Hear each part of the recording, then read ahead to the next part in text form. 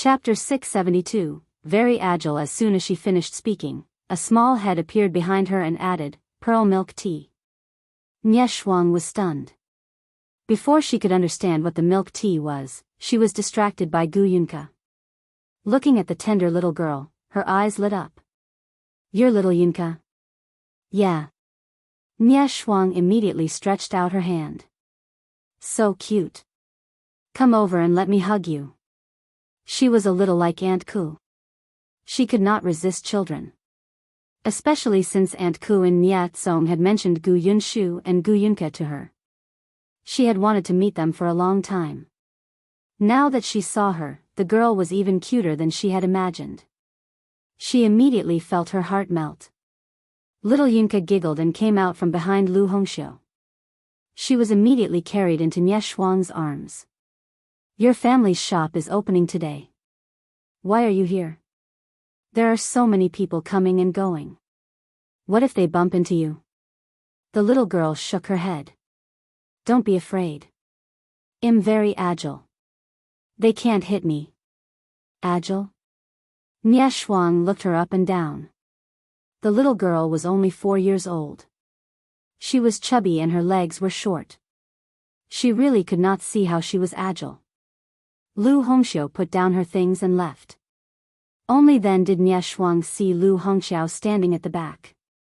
As soon as she looked puzzled, the little girl in her arms got off the ground and introduced her to her little playmate.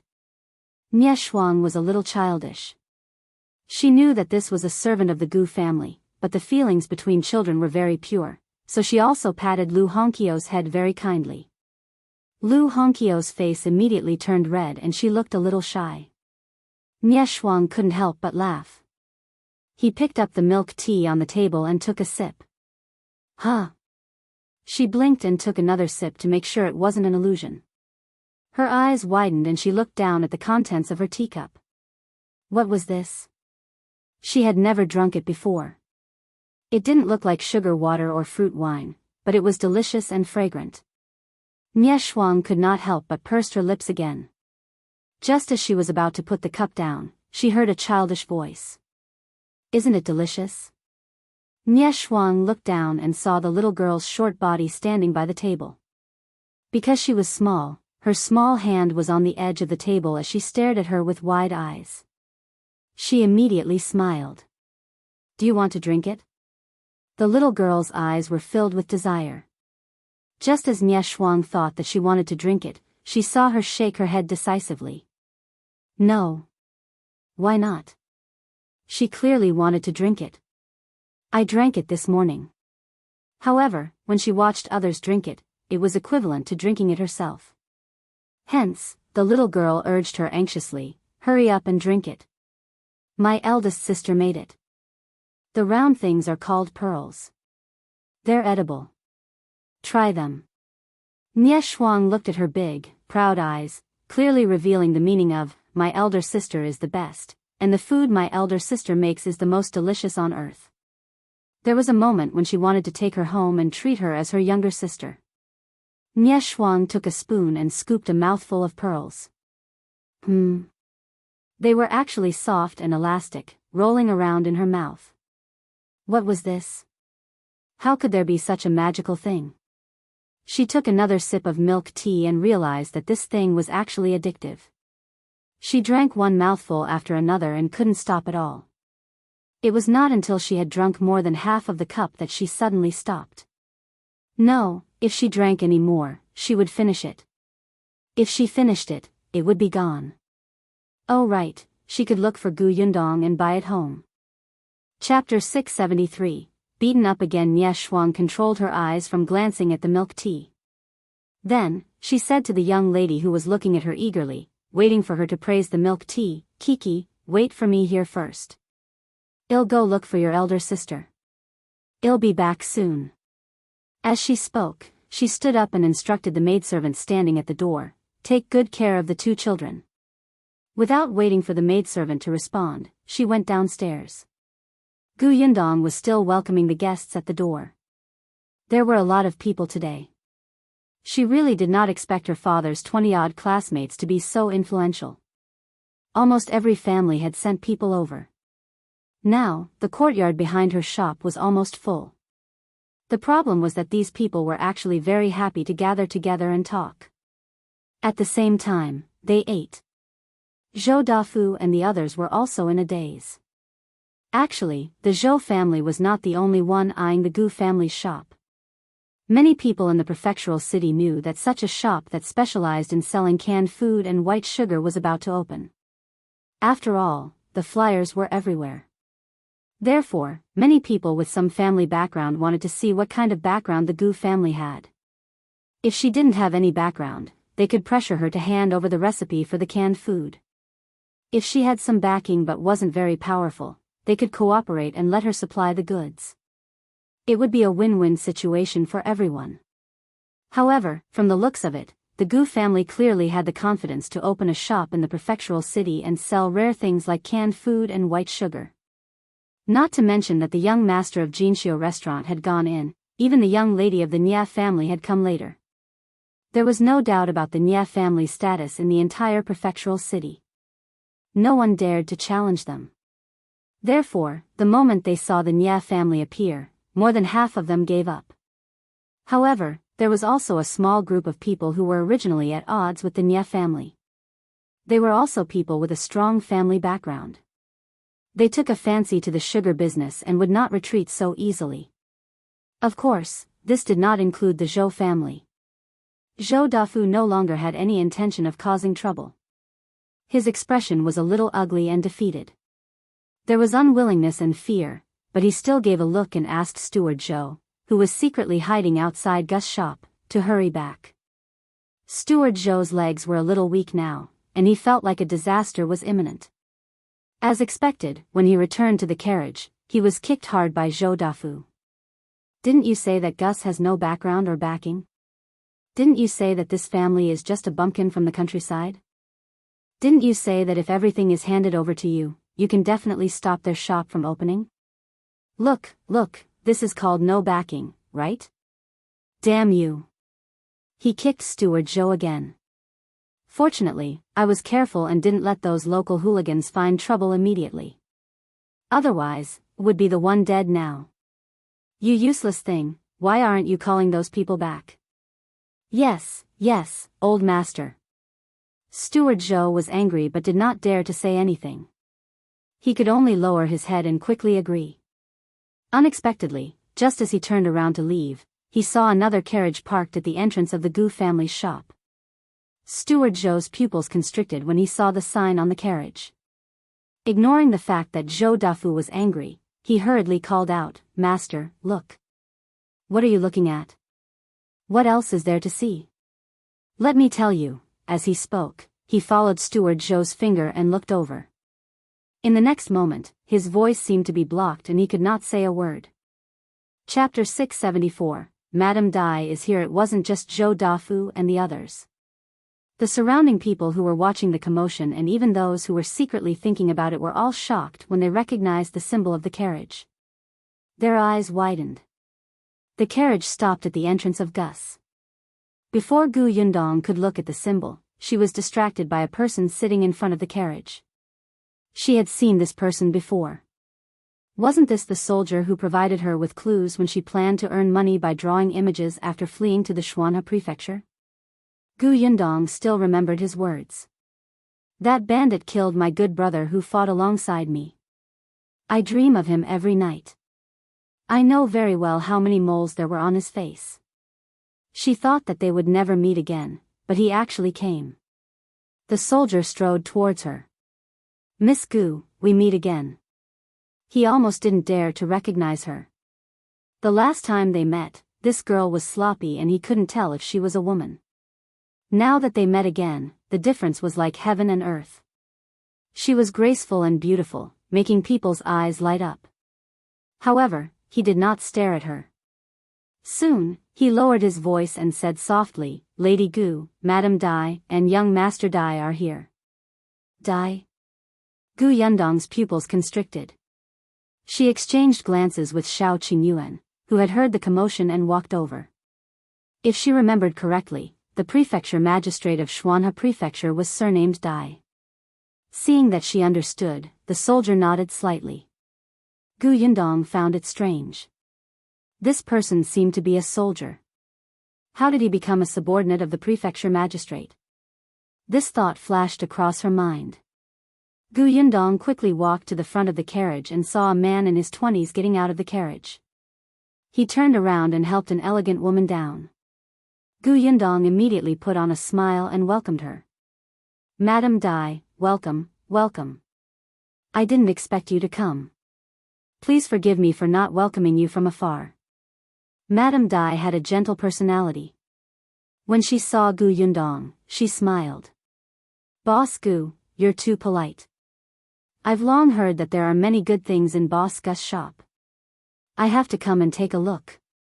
Her attitude was kind, so Gu Yundong smiled. Very good. She wasn't the kind of woman who particularly valued rules and looked down on businesswomen. Madam Dai, young Master Dai, please come in. Madam Dai nodded and slowly stepped into the shop. On the other hand, young Master Dai took a few more glances at Gu Yundong. Different from Madam Dai, young Master Dai had already learned a lot about Miss Gu from his father before he came.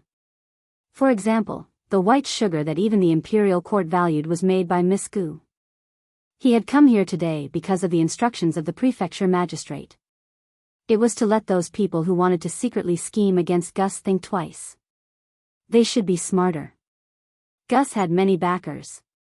However, to be honest, this Miss Gu was indeed impressive. Even Qin Wenzheng was full of praise for her. As he was thinking, someone suddenly blocked his way. Young Master Dai looked up and saw Shao Qingyuan say expressionlessly, "This way, please." He brought the guest to the backyard.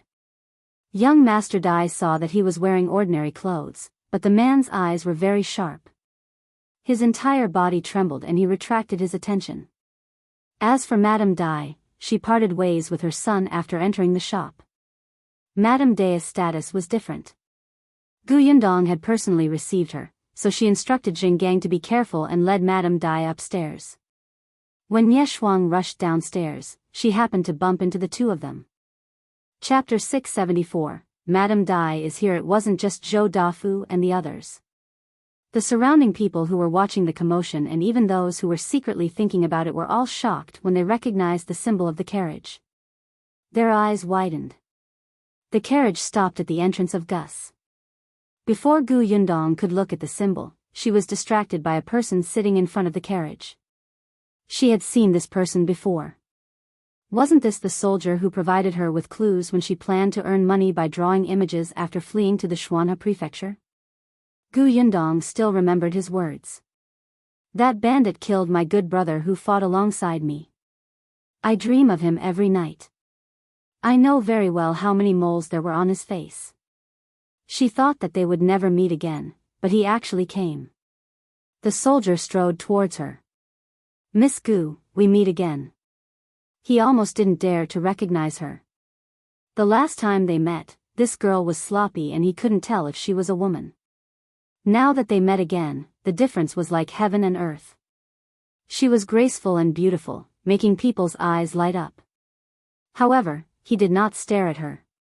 Soon, he lowered his voice and said softly, Lady Gu, Madam Dai, and young Master Dai are here. Dai? Gu Yundong's pupils constricted. She exchanged glances with Shao Qingyuan, who had heard the commotion and walked over. If she remembered correctly, the prefecture magistrate of Xuanhe prefecture was surnamed Dai. Seeing that she understood, the soldier nodded slightly. Gu Yundong found it strange. This person seemed to be a soldier. How did he become a subordinate of the prefecture magistrate? This thought flashed across her mind. Gu Yundong quickly walked to the front of the carriage and saw a man in his 20s getting out of the carriage. He turned around and helped an elegant woman down. Gu Yundong immediately put on a smile and welcomed her. Madam Dai, welcome, welcome. I didn't expect you to come. Please forgive me for not welcoming you from afar. Madam Dai had a gentle personality. When she saw Gu Yundong, she smiled. Boss Gu, you're too polite. I've long heard that there are many good things in Boss Gu's shop. I have to come and take a look. Her attitude was kind, so Gu Yundong smiled.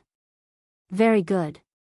She wasn't the kind of woman who particularly valued rules and looked down on businesswomen. Madame Dai, young Master Dai, please come in. Madame Dai nodded and slowly stepped into the shop. On the other hand, young Master Dai took a few more glances at Gu Yundong. Different from Madame Dai, young Master Dai had already learned a lot about Miss Gu from his father before he came. For example, the white sugar that even the imperial court valued was made by Miss Gu. He had come here today because of the instructions of the prefecture magistrate. It was to let those people who wanted to secretly scheme against Gus think twice. They should be smarter. Gus had many backers. However, to be honest, this Miss Gu was indeed impressive. Even Qin Wenzheng was full of praise for her.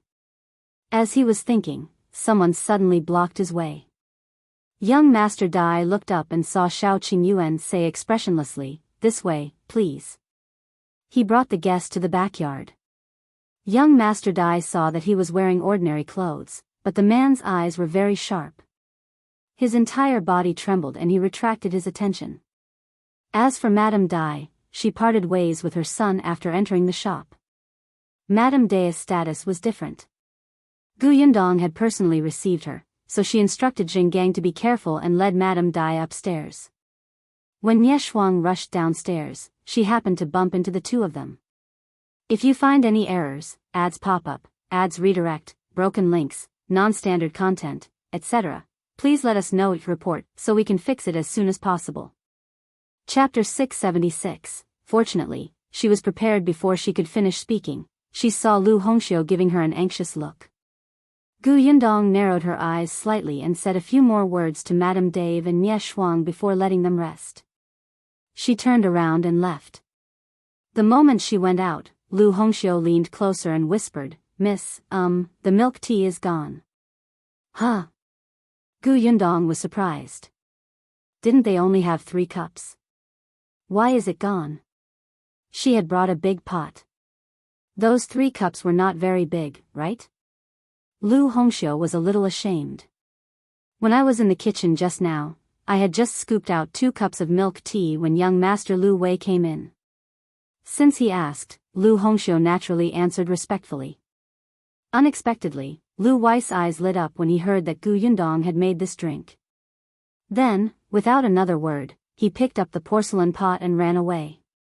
Even Lu Hongxiu, who had always been cautious and smart, did not expect this person to have such tricks. She did not expect young Master Lu to be so thick-skinned. He didn't even say hello before snatching the item and running away. Lu Hongxiu was about to cry. How could anyone be like this? She wanted to chase after him, but Lu Wei was long gone. In addition, she was in a hurry to deliver milk tea to Madame Dai, so Lu Hongxiu could only ignore Lu Wei for the time being. Gu Yundong slapped her forehead. Lu Hongxiu knelt down nervously. "It's my fault. Miss, please punish me. Get up, get up." Gu Yundong pulled her up. "You're indeed not vigilant enough about this matter.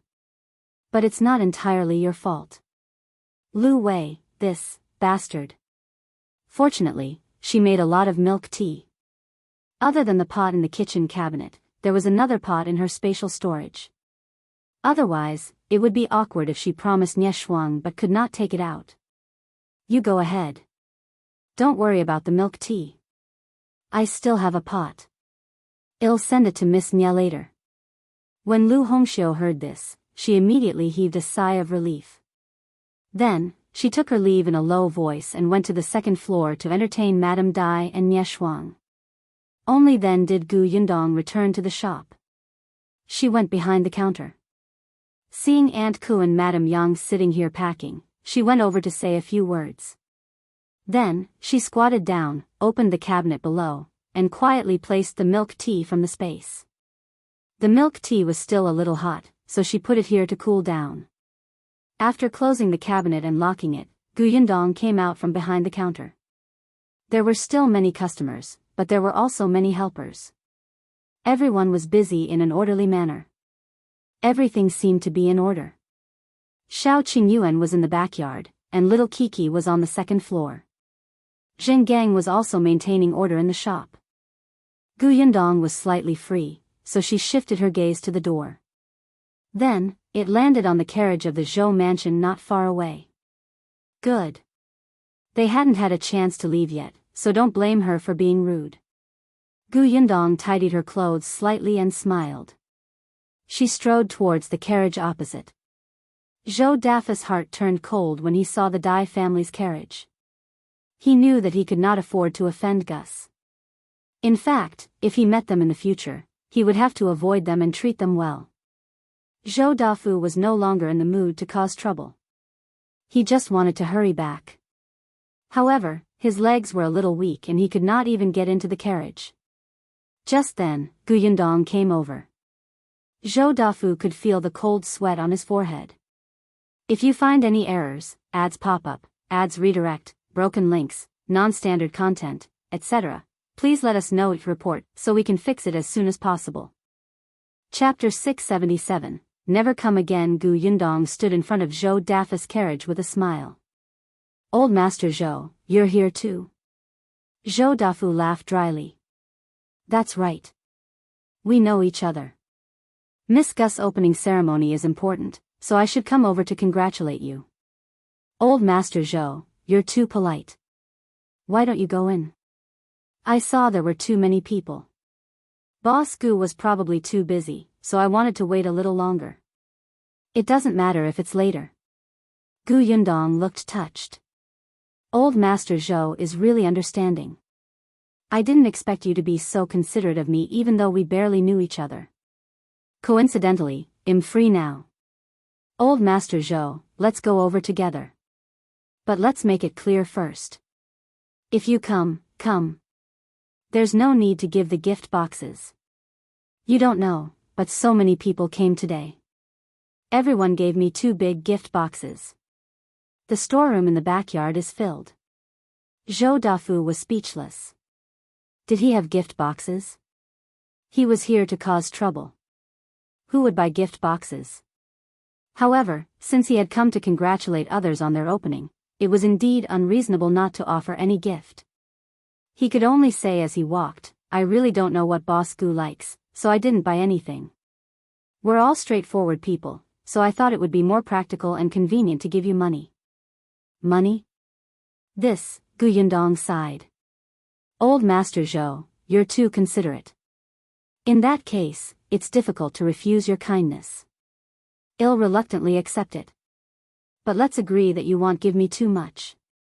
I saw that the gift box given by the Nya family was filled with 100-year-old ginseng, jade rui, and so on.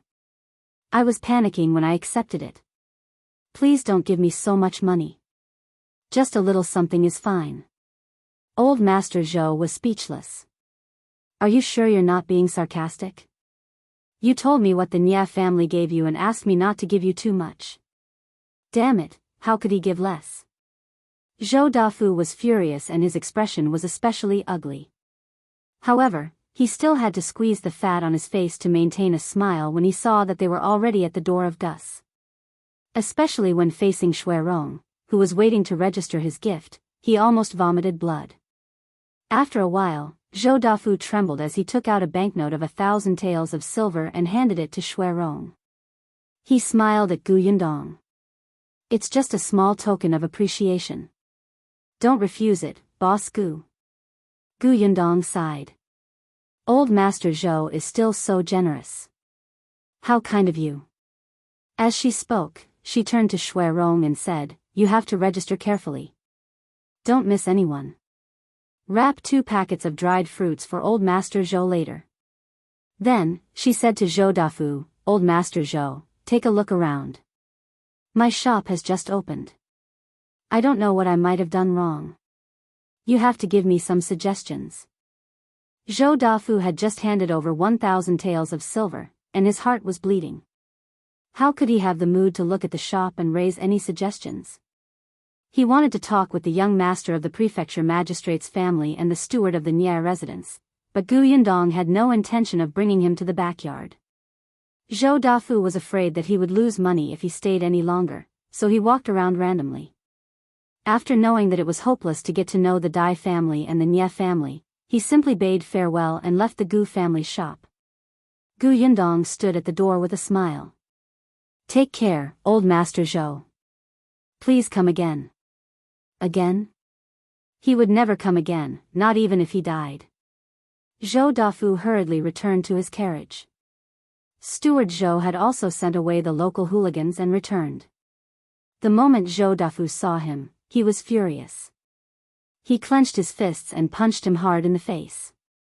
If you find any errors, ads pop up, ads redirect, broken links, non-standard content, etc., please let us know your report so we can fix it as soon as possible.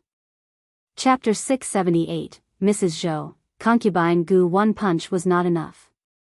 When he saw Steward Zhou fall to the ground, he went up and gave him 2 ruthless kicks. It's all your fault, old thing. Not only did you embarrass me, but you also wasted so much money.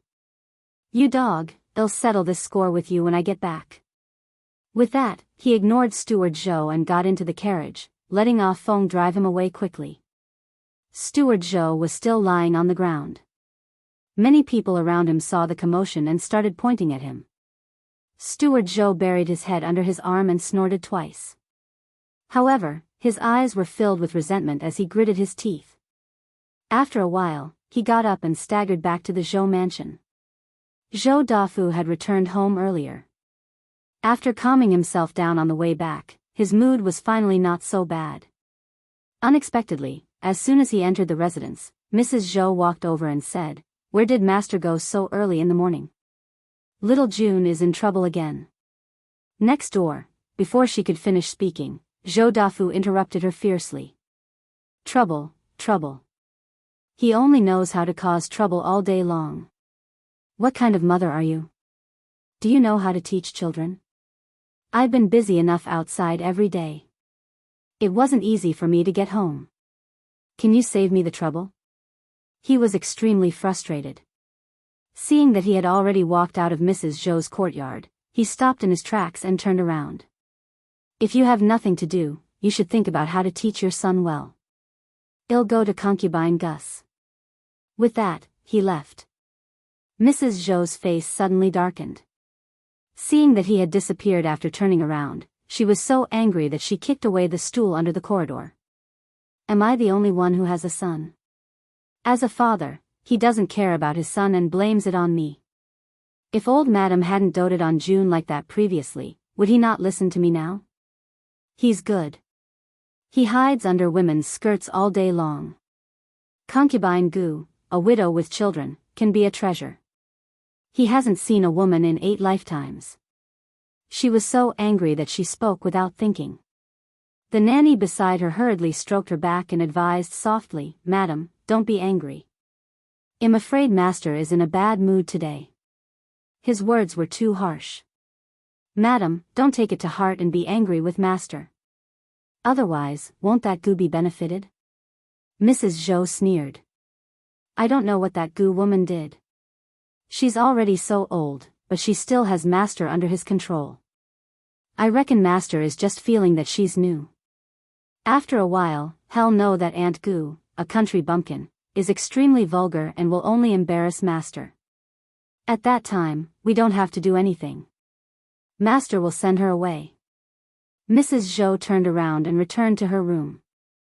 It was probably because of the nanny's persuasion that she was not as angry as before.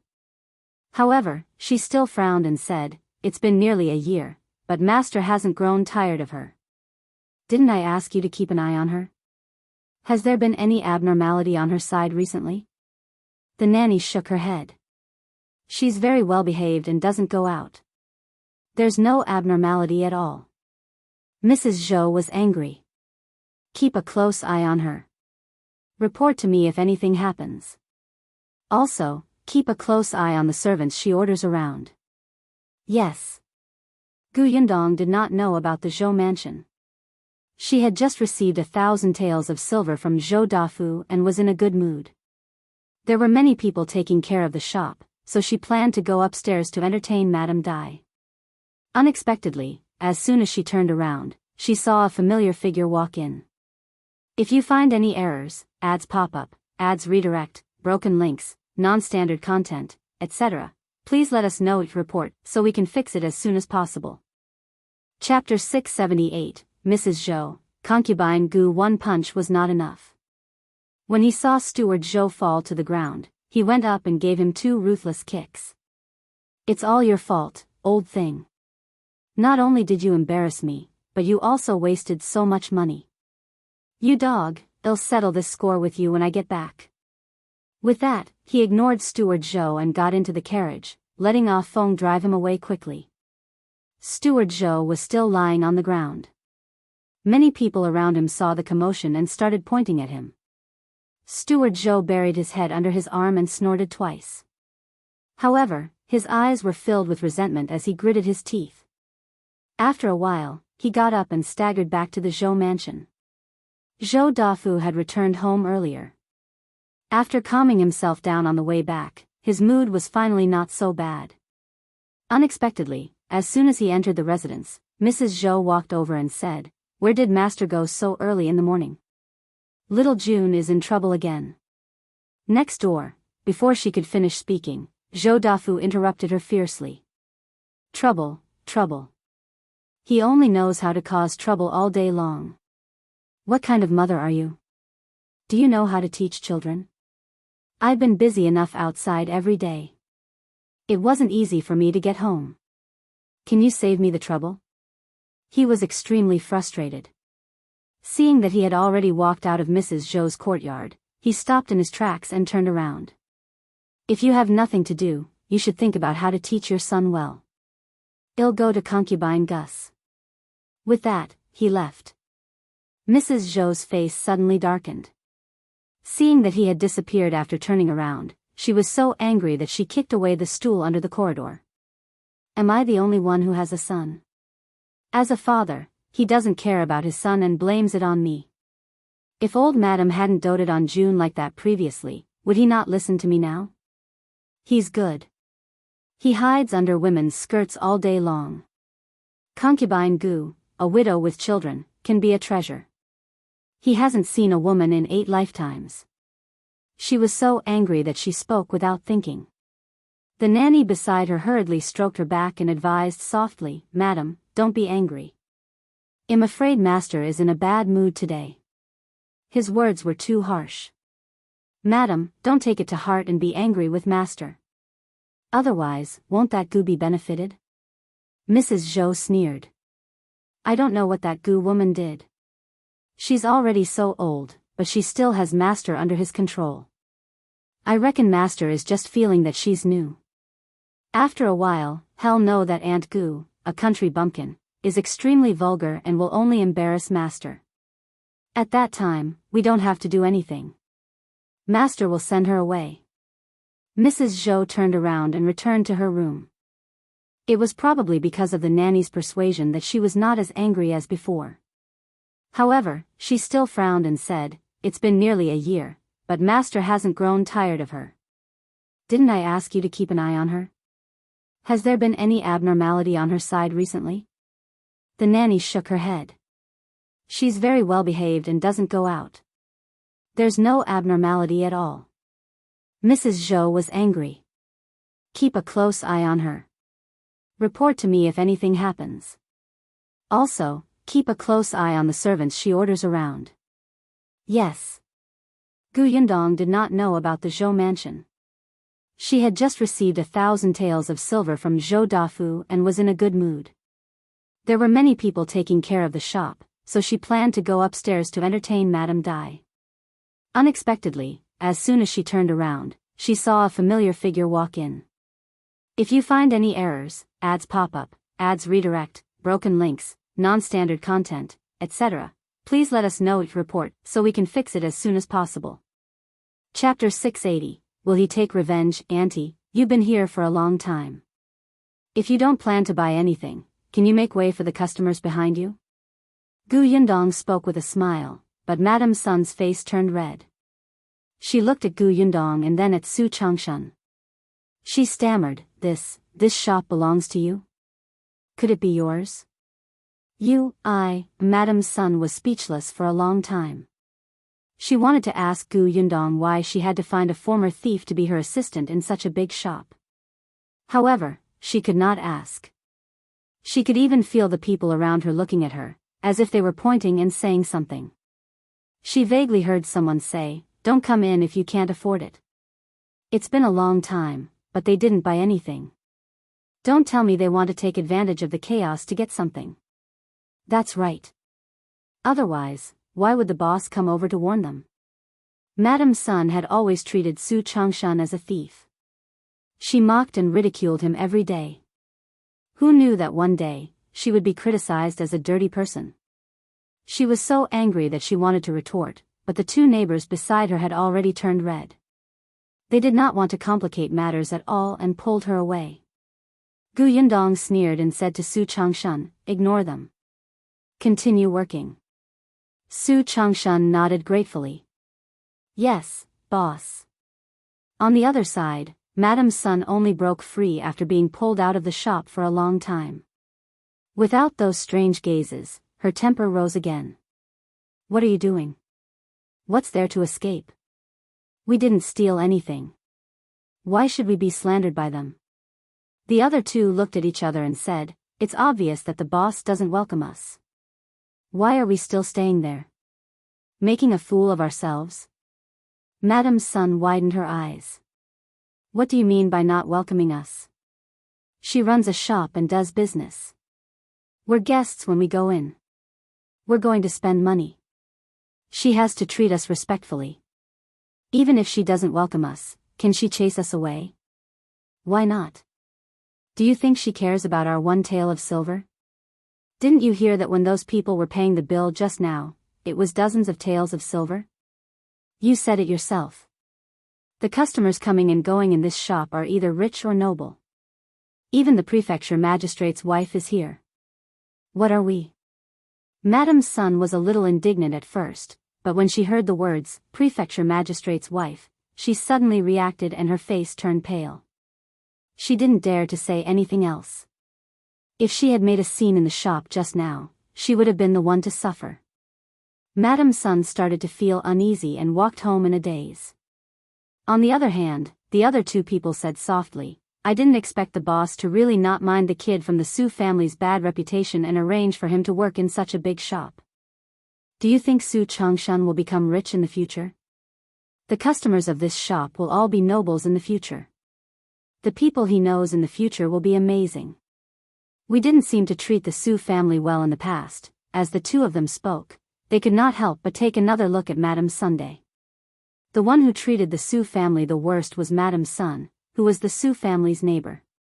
In the past, she had sabotaged Su Changshan's job several times and badmouthed the Su family everywhere.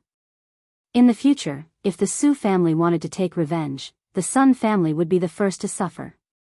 When the two of them thought of this, they subconsciously kept a distance from Madame Sunday. If you find any errors, ads pop up, ads redirect, broken links, non-standard content, etc., please let us know each report so we can fix it as soon as possible. Chapter 681. The shop's second floor. Gu Yundong saw that all the troublemakers had left, so she went to the second floor in a relaxed manner. On the second floor, Nie Shuang was talking to Madame Dai. Little Yunka was writing calligraphy. Madame Dai liked her very much and would guide her from time to time. Gu Yundong raised her eyebrows. It was very rare to receive guidance from the prefecture magistrate's wife. Her footsteps could not help but lighten. Nie Shuang was the first to see her and quickly waved her hand. "Are you done? What were you talking about?" Gu Yundong walked to the chair opposite them and sat down. Little Yunka looked up and saw that it was her elder sister. She immediately smiled and continued to write. However, Nie Shuang said excitedly, "Auntie and I were talking about your house." Sister Yundong, can I come here often in the future? I think the decorations here are especially exquisite, and this chair is comfortable and beautiful. There are books here, and there's such delicious milk tea. I'll call my good friends over. We can also play chess and write. It's much better than staying at home. Don't worry, we want eat and drink for free. Gu Yundong smiled. The second floor was indeed not bad. When she was renovating, she saw that the spatial storage was quite big, so Zhongguang suggested that they also put goods on the second floor. Yundong thought about it and refused. The floor below was already big enough. Her goods were displayed on the first floor. If the guests wanted more, they could take the goods from the storeroom in the backyard. The second floor could be used to entertain guests. Some people with extraordinary statuses could be invited to the second floor for a meeting if they wanted to buy a lot of things. Therefore, the second floor was equivalent to an office. There was also a small cubicle at the back with a bed inside that could be used to rest. There were a few more tables and chairs today for the ladies because the shop had just opened. However, looking at it like this, it was indeed like a modern cafe. The environment was very quiet and comfortable. Wasn't the meaning in Nie Shuang's words that she was bringing her little sisters to the cafe for afternoon tea? However, Yundong did not intend to treat this place as a cafe. After all, it was inconvenient. If you want to bring your friends over, they'll naturally welcome them. However, the shop is downstairs. Not only is it noisy, but what if someone doesn't know etiquette and comes up to offend you? The stairs to the second floor were in the shop. If the shop assistant was too busy and did not notice, it was possible for anyone to run up. Moreover, if the second floor became a cafe, she would not have an office. Most importantly, it was not worth it. It was not profitable and would cost a lot of time. Madame Dai, who was at the side, also considered this. Shuang, don't cause trouble. Which of your friends isn't a young lady from a rich family? They have a lot of people serving them when they go out. Yundong's shop isn't even big enough for them to stand in. When the time comes, no one will dare to enter the shop downstairs and it will affect her business. Nie Shuang thought about it and agreed. She was a little dejected and sighed. But it's too boring to stay at home all day. Yundong thought for a moment and smiled. Perhaps you can open a tea house like this yourself? Nie Shuang was stunned. Open it herself? Even Madame Dai's eyes lit up. She really liked the decorations here. It was comfortable and enjoyable. The two of them looked at Yundong in unison. The latter blinked. Why were they looking at her like that? Nie Shuang grabbed Yundong's hands and said excitedly, Sister Yundong, you're right. We can open it ourselves, but, if you find any errors, ads pop up, ads redirect, broken links, non-standard content, etc., please let us know to report so we can fix it as soon as possible. Chapter 682, Cooperation to open a shop again, but what? Yundong had a bad feeling. Nie Shuang chuckled. But even if we open a tea house like this, we can only prepare some ordinary tea and snacks. There's no such delicious pearl milk tea, such delicious dried fruits, and such delicious and fragrant snacks. What's the difference between that and an ordinary tea house? It won't attract customers at all. Yundong moved back.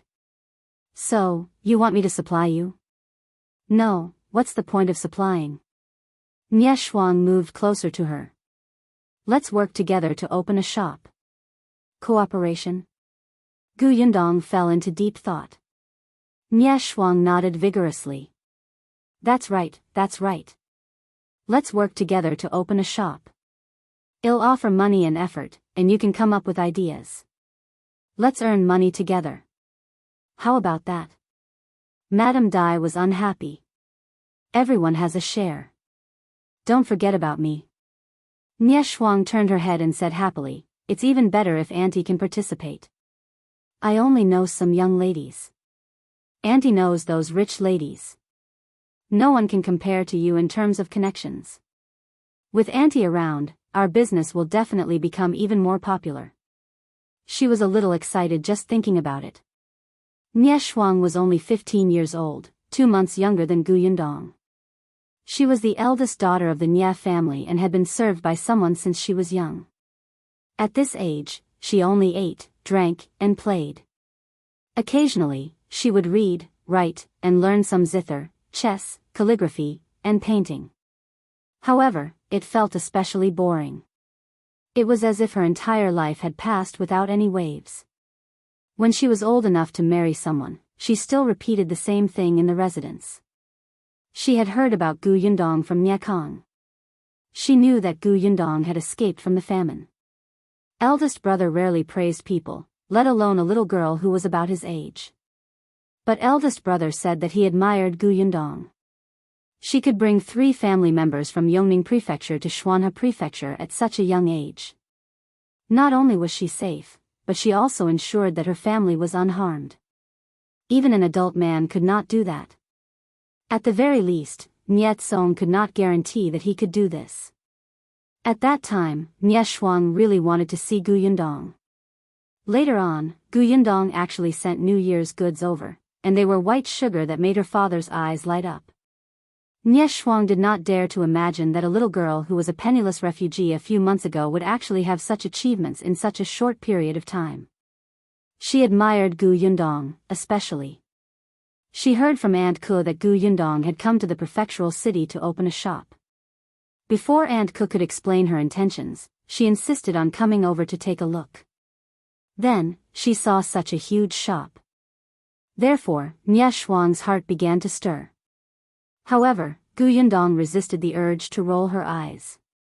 No, the 2 of you were so excited, but you didn't seem to have asked for my opinion. Nie Shuang finally realized that she was too quiet. She quickly calmed down and asked nervously, Sister Yundong, are you unwilling? Madame Dai also said, we know that you've just opened a shop and are very busy. If you want to cooperate, you don't have to worry about anything else. We're here. You just have to tell us what we need to do. That's right, that's right. Well, look for the shop. Well, pay the silver. You just have to use your mouth. Madame Dai said, there's no need to specially look for the shop. I happen to have a shop there. The location is not bad and the environment is good. Coincidentally, it was vacated some time ago. Recently, I've been thinking about what business to do. Really? That's great. The right time, the right place, and the right people. It's the will of the heavens.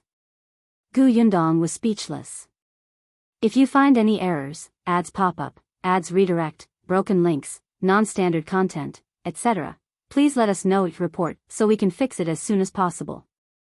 Chapter 683, Misunderstanding. After speaking to Nie Shuang, she turned to look at Gu Yundong.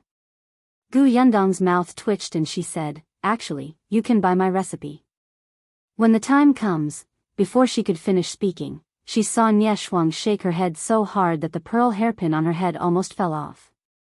She said very seriously, no, you have to participate. Why not? Nie Shuang did not speak, but Madame Dai, who was at the side, seemed to have read her mind. She could not help but cover her mouth and laugh. I know why.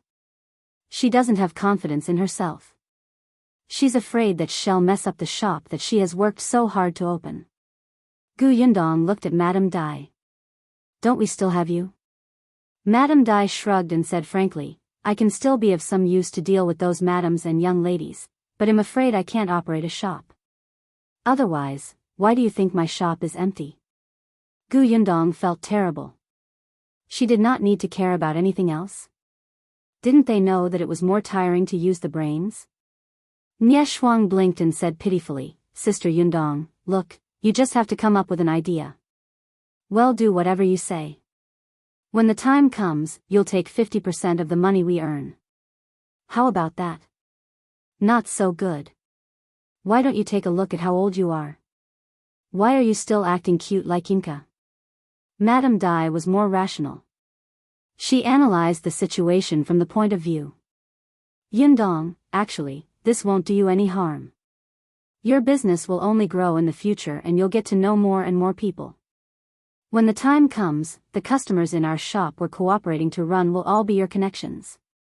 It did make sense. If she opened an elegant and comfortable tea house, with the recommendation of Madame Dai and eldest Miss Nia, the people who went would be some women of high status. The prefecture magistrate was working for the emperor, and the Nia family had a close relationship with Aunt Ku. Speaking of which, Gu Yundong was the one who had taken advantage of them.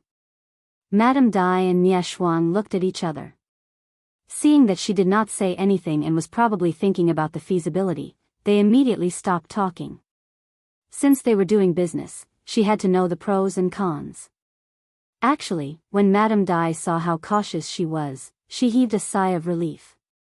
If she was like Nie Shuang, whose eyes lit up the moment an idea popped up, she would not be at ease. After a long time, Yundong heaved a sigh of relief. She met their eyes and said, "All right, let's cooperate.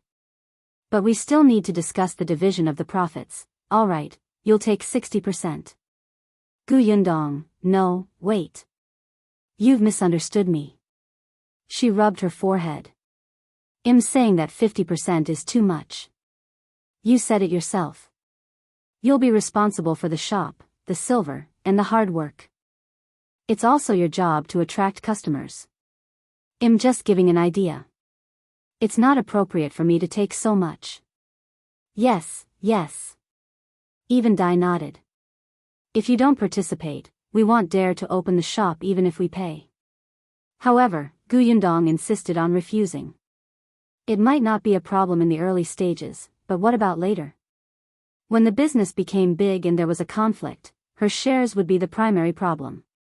Moreover, there was no problem with Madame Dai and Nie Shuang now, but what would their families think if they knew? Besides, among the three of them, she was the weakest. Therefore, from the beginning, she should make it clear about the problem of the shares so that they would not fall out over such things in the future. If you find any errors, ads pop up, ads redirect, broken links, non-standard content, etc., please let us know each report so we can fix it as soon as possible. Chapter 684, Promoting the Villagers. Seeing that she was determined, Madame Dai and Nie Shuang had no choice but to take a step back. Since the three of them were cooperating, it was naturally best to distribute them equally. However, it was not easy to divide, so Madame Dai, who had offered the shop, took up 40%. Yundong and Nie Shuang each took 30%. Madame Dai did not agree. In the end, it was Yundong who said that if anyone caused trouble in the shop in the future, only Madame Dai's identity could suppress it. Therefore, taking 40% meant that she was the most responsible. Madame Dai did not say anything, but she looked at Yundong with admiration. This girl was so young, but she was very mature. No wonder she could go from a penniless refugee to her current achievements in such a short period of time. At this moment, she was especially confident that the shop that was about to open would definitely be popular. Since the decision was made, they had to discuss the details. However, Yundong had just opened his shop today and was very busy. She did not have time to discuss it. Therefore, she could only make an appointment tomorrow. "The Gus has just opened. I still have to come and keep an eye on it for at least the first 3 days. Where is Madame's shop? Let's go over tomorrow morning and discuss how to repair and decorate it." Madame Dai took a sip of milk tea and said, "Since we're going to open a shop together, Yundong, you're treating me like an outsider if you call me Madame again." Yundong laughed. "Then I'll be like Nie Shuang and call you Auntie?" "That's good." Madame Dai was satisfied and said, "All right, there's no hurry to open a new shop. Naturally, we have to wait for you to finish your business first. I'll get someone to clean up that shop first. It's a mess inside. Let's go over the day after tomorrow." "Sure." Yundong nodded. She suddenly thought of Feng Danning, who was still in the prefectural city, and asked, "I wonder if Auntie has any familiar carpenters?" There were definitely some, and those carpenters who could catch Madame Dai's eye were all capable and serious. However, Madame Dai looked at the house in front of her and thought of the counters and shelves under the house. They were really different from what she had seen in the past. She immediately understood. "I'm not familiar with wood carpenters. I have to go back and ask our steward. However, I see that this house is well repaired. I wonder which master did the job." "If it's possible," Nie Shuang nodded at the side. "Yes, I also think that these tables and chairs are well done. Then master's carpentry skills are good. Let's hire him." Yundong nodded. "To tell you the truth, the carpentry work here was done by a master from my village. Our new house, the shop in the county city, and the shop in the prefectural city were all renovated by him. We've worked together so many times that we're already very familiar with each other. He can immediately understand what I want. I thought that if you don't have a suitable candidate, I'll recommend him. That's good. Madame Dai immediately agreed. Shuang also nodded at the side. She knew nothing about this. In any case, if she was asked to pay, she would pay. If she had to work, she would work. She just had to be obedient.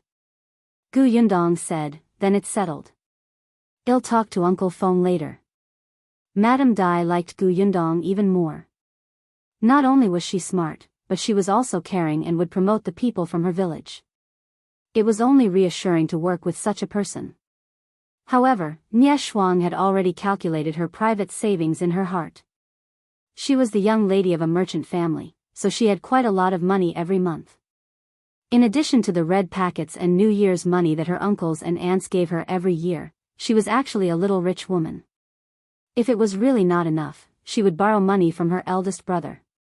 As she was thinking, a loud shout suddenly came from downstairs. If you find any errors, ads pop up, ads redirect, broken links, non-standard content, etc., please let us know each report so we can fix it as soon as possible. Chapter 685, Lu Wei causing trouble. The three of them were stunned for a moment. They looked at each other and hurriedly went downstairs. The voice came from the backyard. After the loud shout, there were waves of cheers. The three of them didn't understand. It wasn't until they stood at the entrance of the backyard that they realized that Shao Qingyuan and young Master Dai were fighting. Not only did the others not stop the fight, they even applauded as if they were watching a show. Gu Yundong frowned. She turned around and saw Lu Wei standing not far away. She hurried forward and asked, "What happened?" Lu Wei was holding a large cup in his hand. The cup contained the pearl milk tea that he had snatched from Lu Hongxiu. He was drinking it happily. Hearing Gu Yundong's question, he did not turn around. He just waved his hand and said, "It's all right, it's all right. It's just a spar." Hearing that it was a spar, Madame Dai, who came over later, heaved a sigh of relief. It would be too unreasonable to fight at someone else's shop on their opening day. Gu Yundong could tell that the two of them were not really enemies. She was just curious. Why are these two sparring all of a sudden? Speaking of this, Lu Wei became a little complacent. I heard that young Master Dai's martial arts are powerful, so I was quite unconvinced. I said that Brother Shao could fight a tiger with his bare hands and let the two of them compete. Hee, so they're sparring. Gu Yundong felt the veins on her forehead twitch violently. So, this bastard was the one who instigated the two of them to spar? The problem was that this troublemaker actually had the cheek to hold a cup of milk tea and watch the commotion from the side as if it had nothing to do with him. Gu Yundong was considering whether to steam him or braise him. Lu Wei watched with great interest and did not realize that the person beside him was Gu Yundong. However, he seemed to feel a resentful gaze coming from the other side, as if he had done something heinous. Lu Wei frowned slightly. He turned around and met Shuang's dissatisfied expression. Her gaze fell on the cup in his hand and finally fixed on the milk tea. Lu Wei was stunned and asked, "What are you doing?" He hid the cup to his side. Shuang pursed her lips and retracted her gaze. She looked at Gu Yundong, who was standing on the other side of Lu Wei, and asked, "Why is his cup especially big?" It seemed that one cup was as big as two of hers. Huh. Lu Wei finally remembered who the voice belonged to. What the F***ck? Without looking back, he ran away with the milk tea in his hand, as if a dog was chasing him. Gu Yundong was speechless. Why on earth had she become friends with such a person? Was it too late to regret it? Could they break off their friendship? Forget it, let's pretend we don't know each other in the future. Gu Yundong turned her head and focused her attention on the two people who were still sparring in the courtyard. The two of them were unarmed and were fighting hand to hand, but it still made people's hearts surge. Gu Yundong knew that Shao Qingyuan was good at fighting, but this was the first time she had seen him fight so well. A moment later, the two of them stopped and took a step back. Young Master Dai smiled and cupped his hands. Shao Qingyuan also smiled. Gu Yundong could tell that he was very happy. Shao Qingyuan turned around and saw her. He smiled at her. Only then did Gu Yundong step forward and hand him a handkerchief to wipe his sweat. Master Dai also walked to young Master Dai's side and rebuked, "You were too reckless. Why don't you take a look at what day it is today?"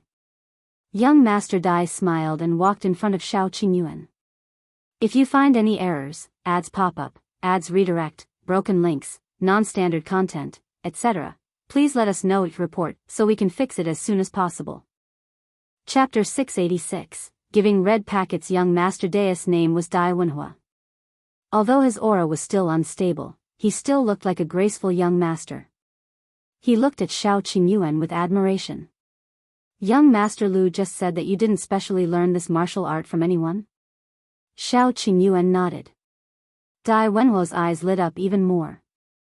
"Then you're really talented. There's a martial arts master in our residence who's very powerful. He used to be a famous figure in the martial arts world. Are you interested in getting him to give you some pointers?" Shao Qingyuan thought for a moment and glanced at Gu Yundong before nodding. "Thank you. What are you thanking me for? I was especially thrilled today." David was really happy. "I heard that you're good at hunting. Let's go hunting together next time. By the way, your sweeping kick just now was not bad. Where did you learn it?" "I practiced it when I fought wolves." Shao Qingyuan's words had always been concise, but he was so patient. He must have appreciated Dai Wenhua. Gu Yundong did not disturb them anymore. She shook her head and stood beside Madame Dai again. Seeing that it was getting late, Madame Dai decided to take her leave. The others stood up to leave. Gu Yundong had originally wanted to ask them to stay for lunch, but everyone was only here to congratulate them on her grand opening. Besides, they had actually eaten a lot this morning and were a little full now. Hence, they left resolutely. Gu Yundong gave each of them canned white sugar as a return gift. As for those who wanted to buy something else, Gu Yundong asked someone to pack them up. In the end, she even brought back 2 pots of pearl milk tea for Madame Dai and Zhou. Only Dai Wenhua didn't leave. He was with Shao Qingyuan and the two of them chatted for a long time. Gu Yundong could occasionally hear them fighting. She couldn't tell that Dai Wenhua was actually a martial arts fanatic. On the first day of Gus' opening, business was booming. After closing at night, when everyone took the account books to settle the accounts, they realized that they had earned a total of 1,800 taels. Compared to when she was in Fengkai County, her profits had doubled. Gu Yundong felt a little emotional. This prefectural city was a prefectural city after all. There were just too many rich people. However, this was only the first day. It would definitely descend later. Moreover, because of the activity, many people did not want to let go of this opportunity. There were many people. After a busy day, they were clearly very tired, but everyone was very excited. Gu Yundong was elated. She gave everybody red packets. Even little Yinka got one. The little girl was a little surprised. "Big sister, I didn't do anything." Gu Yundong patted her head. "Who said that? Didn't you help big sister entertain your sister Shuang and Auntie Dai?" The young lady thought about it and agreed. She had introduced the pearl milk tea and was carried around by sister Shuang and Aunt Dai. Hence, she happily accepted the red packet and went to show off in front of Madame Yang. The Lu family of 4 also each had one. They did not expect that they would get a big red packet without even receiving their first month's salary. They were instantly excited. Su Changshan was the most excited. He had just taken a look and there were 2 taels of silver inside.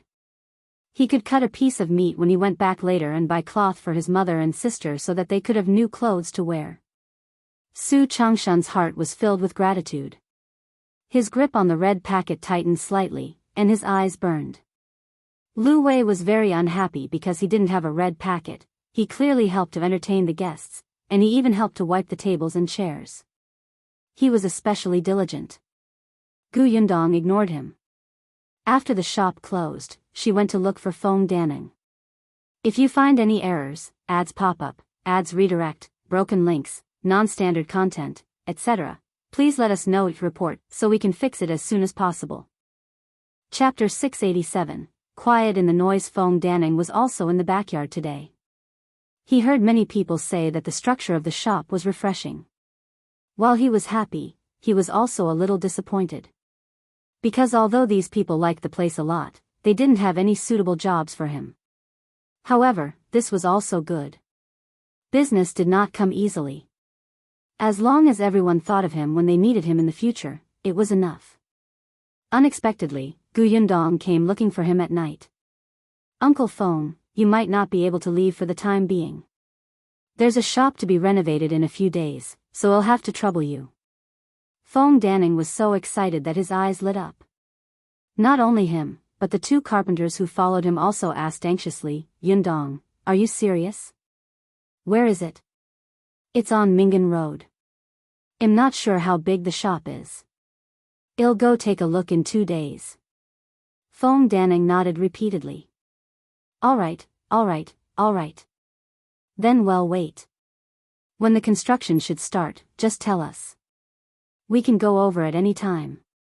Gu Yundong smiled. All right, Uncle Feng, you can take this opportunity to meet with your old friends. You won't have time when you're busy later. With that, Gu Yundong went home with everyone else. After dinner, she then talked about her plans to open a shop with Madame Dai and Nie Shuang. Everyone at the dining table was stunned. Cooperate with the prefecture magistrate's wife and Miss Nie? Opening another shop? What's wrong? Gu Yundong raised her eyebrows. Can't I? Sure. Shao Qingyuan supported her unconditionally, no matter what she said. Gu Dajiang nodded repeatedly. I don't know as much about business as you do, but won't you be too tired? It's okay. I can still handle it. The others didn't say anything after hearing this. Only Shao Qingyuan shook his hands slightly. His future wife was walking too quickly, so he had to work hard to keep up. In the next 2 days, Gus' business gradually stabilized. On the 3rd day, the shop on Mingan Road was tidied up. Madame Dai invited her and Nie Shuang to take a look.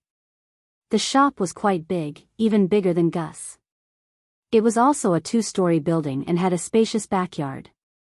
After being cleaned up, without the obstruction of the shelves, it looked exceptionally empty. Madame Dai brought the two of them around and stood in the hall again.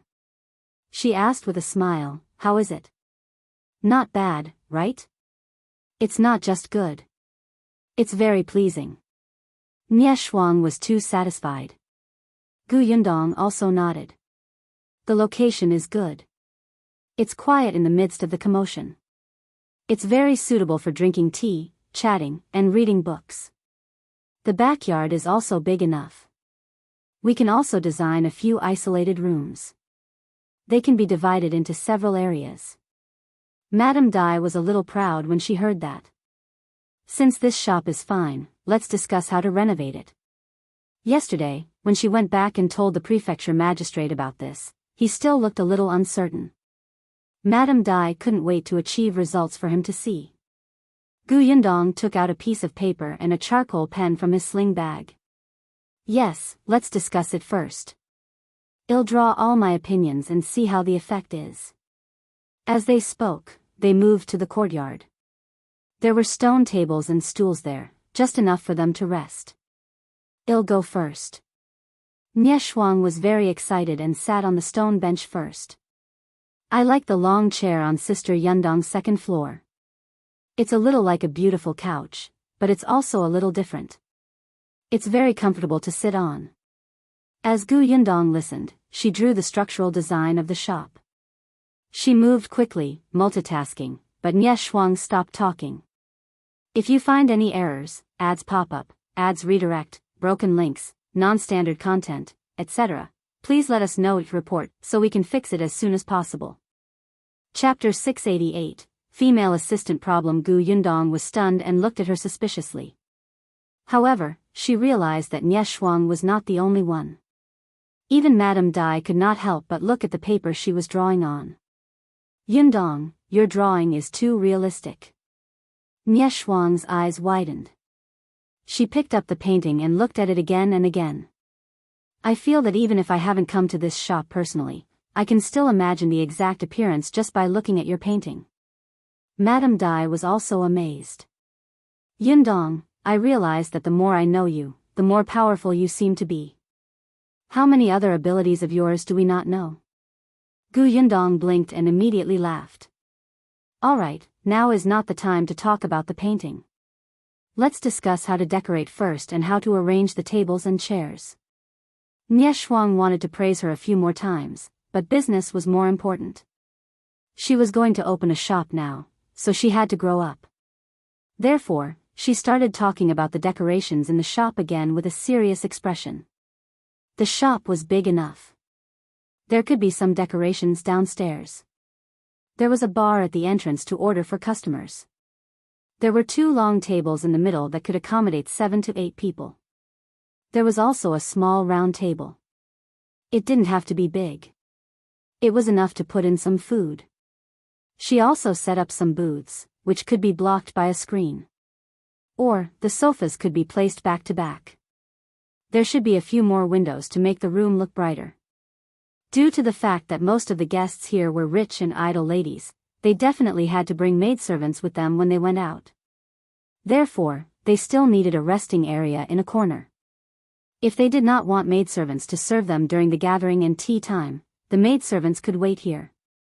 The second floor was slightly smaller than the first floor, but it was much quieter and had a wider field of vision. Therefore, there were fewer tables and the distance between the customers was much wider, allowing more space. Moreover, there were books, chessboards, paintings, and everything on the second floor. They were all things that could temper one's emotions. There was also the backyard. There were a few rattan chairs in the courtyard, and some flowers had to be planted. Most importantly, Gu Yundong meant to flatten all the rooms in the backyard and rebuild them into small private rooms to give people privacy. The doors of the private rooms could be locked. The private rooms could also be decorated into various types, such as tatami rooms, women's boudoirs, and solemn studies. The more Lady Dai and Shuang spoke, the more excited they became. It was as if some wild ideas that they had wanted to achieve in the past but could not, had been implemented in this shop. Gu Yundong listened and recorded. In the end, after editing and deleting their opinions, she drew 3 unique designs. The more Madame Dai and Shuang looked at it, the more satisfied she was. Then, she continued to discuss what to buy in the shop. Pearl milk tea became the best thing that the 2 of them recommended. Of course, there were also all kinds of flower tea and fruit tea. There was even fruit wine with a low alcohol content. The food was pastries and snacks. Gu Yundong provided a few kinds of baked goods, as well as canned fruit shops and other things that she sold in her shop. If there was anyone who liked salty food, there was also dried rice crust, dried fish, potato chips, nuts, and so on. After picking and choosing, they left a few items and drafted the menu. Finally, the most important one was the female employee. Gu Yundong did not intend to get involved in this aspect. She believed that both Madame Dai and Shuang did not lack manpower. As long as the chef in charge of cooking in the kitchen was reliable, it would be easy to find female workers. However, Madame Dai and Shuang did not allow it and insisted that Gu Yundong provide a candidate. Gu Yundong was in a dilemma. She was short of people. If you find any errors, ads pop up, ads redirect, broken links, non-standard content, etc., please let us know your report so we can fix it as soon as possible. Chapter 689. She's engaged. Gu Yundong felt that she was always short of people. Every time she opened a new shop or bought a new house, she would have a headache. However, Madame Dai and Shuang were very insistent. Since it was a 3-person shop, Gu Yundong's candidate was naturally needed. Moreover, Gu Yundong was the backbone of the 3 of them. If she arranged for people to work here, she would understand the situation in the shop more directly. If anything was missing or there might be a problem, she could understand and adjust it immediately. It could not be better. Gu Yundong was speechless. Didn't they say that they would do everything? This was different from what they had agreed on. She felt like she had boarded a pirate ship. Nye Shuang chuckled. Sister Yundong, this is what it means for the capable to do more work. Gu Yundong smiled insincerely. No, I'm incapable. Madame Dai was speechless. Although Gu Yundong had a headache, she still agreed to go back and consider the candidates carefully. Madame Dai had said that she had to hire at least one person. One person. On the way back, Gu Yundong leaned against the carriage wall and sighed. If it's just one, Lan Huar will do. I just don't know if she's willing to come. Lan Huar was Zhuangzi's younger sister. She was doing some chores at home, and she was very smart and good-looking. She was quite suitable. Previously, when Gu Yundong's workshop was recruiting, Lan Huar did not come to apply for the job twice. She had inadvertently asked once and Lan Huar said that there was a lot of work at home. If she went to the workshop to work, her parents would be too busy. After all, the Shi couple still had to help her manage the 30 acres of orchard. But now that the Shi couple had found someone to help them work in the village, it was much easier. Furthermore, Zhuangzi would be coming to the prefectural city soon, so the siblings would accompany each other. Yes, I'll ask Lan Huar later. Tong Shuitao looked like she wanted to say something but hesitated. After a while, she said softly, Miss, I'm afraid Lan Huar won't come. Oh. How did you know? Gu Yundong was a little surprised. Tong Shuitao said, a few days ago, my father delivered goods over. When we were chatting, he unintentionally mentioned that Lan Huar is getting engaged. She had interacted with Lan Huar a few times, and the two of them slowly became familiar with each other, so she asked about her. Huh? Gu Yundong was stunned. Engaged? With whom? It's Jiang Bao. Jiang Bao? Gu Yundong felt that this name was very familiar. Not long after, she suddenly remembered. It's him? The shop assistant from Brother Shao's pharmacy? Gu Yundong had a deep impression of him. When the man first met her father, he was so indignant that he almost chased the two of them out with a broom when Gu Dajiang deliberately made things difficult for Shao Qingyuan.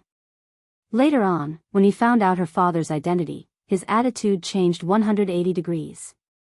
He flattered her father so much that even Gu Dajiang couldn't take it anymore and hurried out.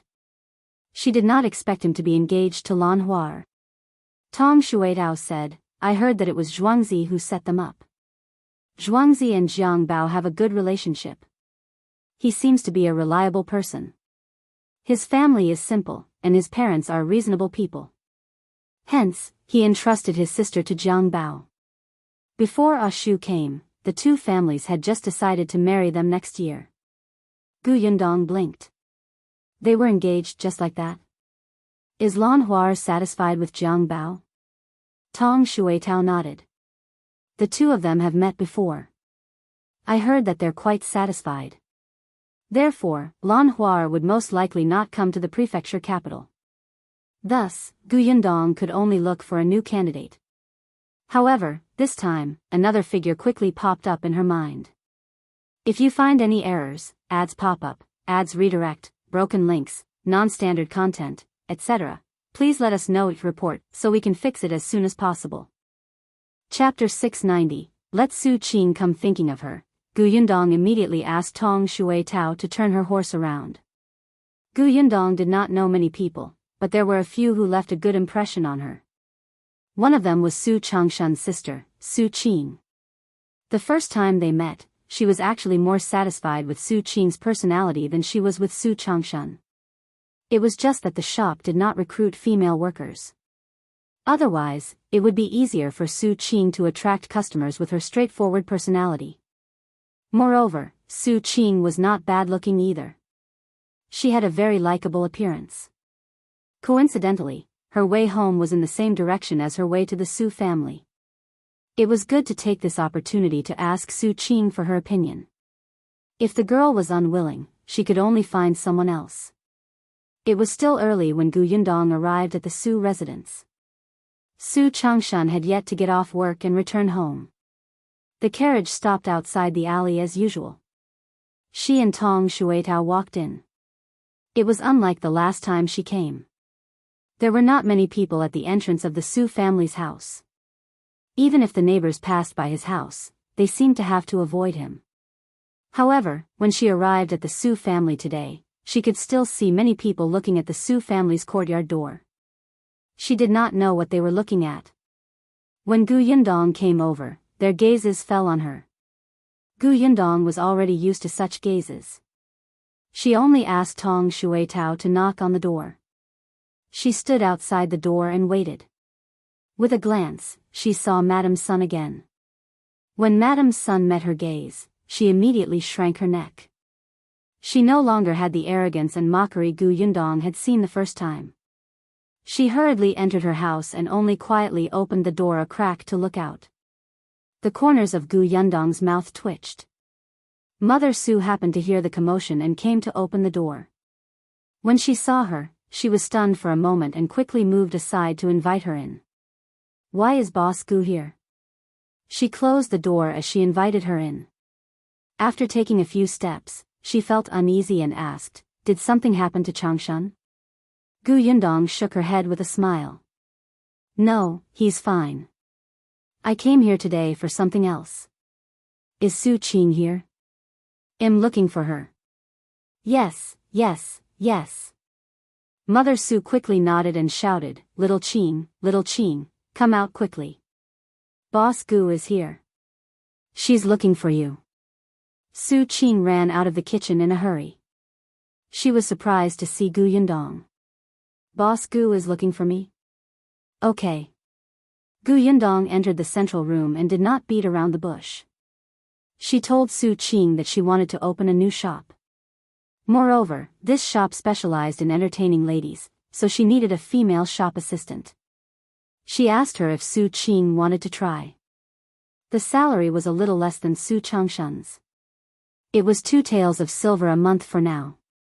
Of course, this was only temporary. If the business in the shop was good, the salary would definitely increase. Su Qing was stunned. Her mother also stood rooted to the ground in shock, unable to recover for a long time. What did Boss Gu just say? Not only did Boss Gu hire her son as a shop assistant, but she also wanted to hire her daughter as a female shop assistant? The salary was not low. If little Qing went too, the siblings' salary would be 5 taels. Moreover, Boss Gu was very generous. 2 days ago, on the first day of business at Gus, she actually gave him a red packet of 2 taels of silver. Su Qing felt her throat go dry. After a while, she asked uncertainly, "Boss Gu, are you really looking for me to be a shop assistant?" "Are you looking for me, Su Qing?" Gu Yundong was amused by her. "I'm looking for you, of course. Is there a second Su Qing here?" "Why? Don't you want to go?" "Yes, I do. Since you want to go, I have a few more questions to tell you. If you find any errors, ads pop up, ads redirect, broken links, non-standard content, etc., please let us know your report so we can fix it as soon as possible." Chapter 691, Exalted. Su Qing immediately swallowed her saliva. She felt that the next step was the main point. Gu Yundong's expression became more serious. "I won't hide it from you. This shop doesn't belong to me alone.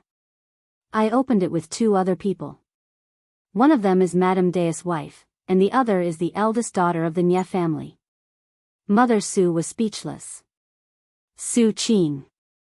Madame Dai? Eldest Miss Nye? They felt that there was something wrong with their ears. Although they had long heard from Su Changshan that Madame Dai and Miss Nye had visited to celebrate the opening of Gus, they had never thought that these 2 people would actually cooperate with Boss Gu to open a shop. How capable was this Boss Gu? "You didn't hear wrongly. It's indeed them," Gu Yundong said. "So, you're not the only one working in the shop. There are also people hired by Madame Dai and Miss Nye. And you're the only one I have." Su Qing's expression instantly turned solemn, as if she felt a huge responsibility. Gu Yundong smiled when she saw this. There's no need to be so nervous. I'm telling you this to make you fully aware of the situation. Mr. Dai and Miss Nia are easy to get along with. They won't make things difficult for you, but I don't know the people under them. I don't know their attitudes either. You have to adjust your relationship with them. But I hope you understand that even if they're Madame Dai and Miss Nice people, you are not inferior to them. There's no need to curry favor and bow down to them, but you have to grasp a balance. If they bully you, you don't have to hold it in. You have to counterattack when it's time, understand? I don't want my people to be cowards. Su Qing thought about it and could roughly understand what Boss Gu meant. Therefore, after a while, she nodded and said, I understand. I represent you. If I'm too strong-willed, it'll make things difficult for you, but if I'm too cowardly, it'll make others look down on you. Miss, don't worry. I won't be bullied, but I won't be inflexible either. Gu Yundong raised her eyebrows. This girl was a perceptive person.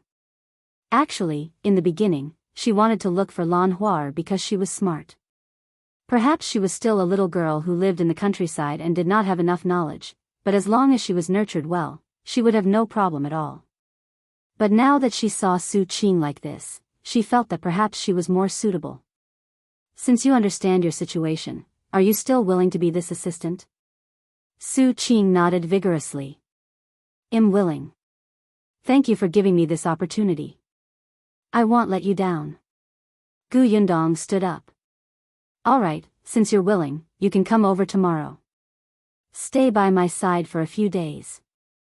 It'll teach you some communication skills. Gu Yundong felt that she had to let Su Qing understand her personality and her position so that she could get along better with Madame Dai and the rest. Su Qing was very happy and nodded repeatedly. Yes. Seeing that it was getting late, Gu Yundong gave her a few more instructions before turning to leave. Su Qing sent them all the way to the door and watched them disappear into the alley. Then, she turned around in a daze and planned to close the courtyard door. However, the neighbors who had been waiting outside immediately rushed forward and asked, Hey, Su Qing, who is that girl? What is she doing at your house? Before Su Qing could answer, Mother Su had already arrived. Looking at these neighbors who were smiling ingratiatingly, she felt a little proud. If you find any errors, ads pop up, ads redirect, broken links, non-standard content, etc., please let us know each report so we can fix it as soon as possible. Chapter 692, Madame Dai is speechless. That's the owner of the shop where Changshan works. She came to look for our little Qing and gave her a job. After Mother Su finished speaking, before they could react, she slammed the courtyard door shut. Everyone else was stunned. What? Not only did this boss find Su Changshan to be a shop assistant in such a big shop, but she also gave Su Qing a job. How did the Su family suddenly get so lucky? Wasn't this a little too good? Everyone felt a little emotional for a moment, but they were also more determined to build a good relationship with the Su family. Perhaps in the future, this boss would have more jobs. It would be good to get the Su family to help introduce them. However, they didn't know that Mother Su already had other plans. After closing the courtyard door to block the gazes of those who were watching the commotion, Mother Su pulled Su Qing, who was still in a daze, into the central room. She sat on a chair and said, Little Qing, there's something we need to discuss. What is it? Su Qing finally came back to her senses when she heard her mother's serious voice. Mother Su said, Shall we move? Move? Su Qing was surprised. Yes, I've said it before. When we have money in the future, we'll find a new place to live. Although we don't have much money now, we can rent a courtyard elsewhere. Mother Su had been thinking about this problem for a long time. Besides, your brother's shop is on Dahui Road. The shop you'll go to in the future is on Mingan Road. They're too far from home. Your brother is fine. I'm not worried about him, but I'm worried about you commuting so far every day. We can rent a house near Mingan Road. Although the rent there is a little expensive, we can rent this house out. In addition, you and your brother have a salary every month. It won't be a problem to rent a small courtyard. Su Qing thought about it and felt that it was feasible. However, this matter would have to wait until Su Changshan returned before they discussed it together. Su Changshan naturally had no objections. If his shop was too busy and he worked late, he could still stay in the backyard behind the shop. However, Su Qing was different. According to Boss Gu, although her shop had a place for the night watch to rest, it was not suitable to spend the night alone.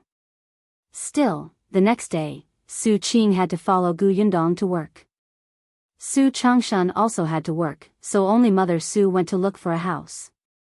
Su Qing only told her not to work too hard. There was no hurry. After all, the new shop would not open for a while. There was plenty of time. Then, she put on her new clothes and ran to the Gu family's waiter early in the morning to wait at the door. When Gu Yundong went out, she saw that she seemed to have been waiting for a long time. She was stunned. "Why didn't you knock and come in?" Su Qing smiled in embarrassment. "I just got here too." Gu Yundong did not say anything else and brought her and Tong Shui Tao to the shop on Mingan Road.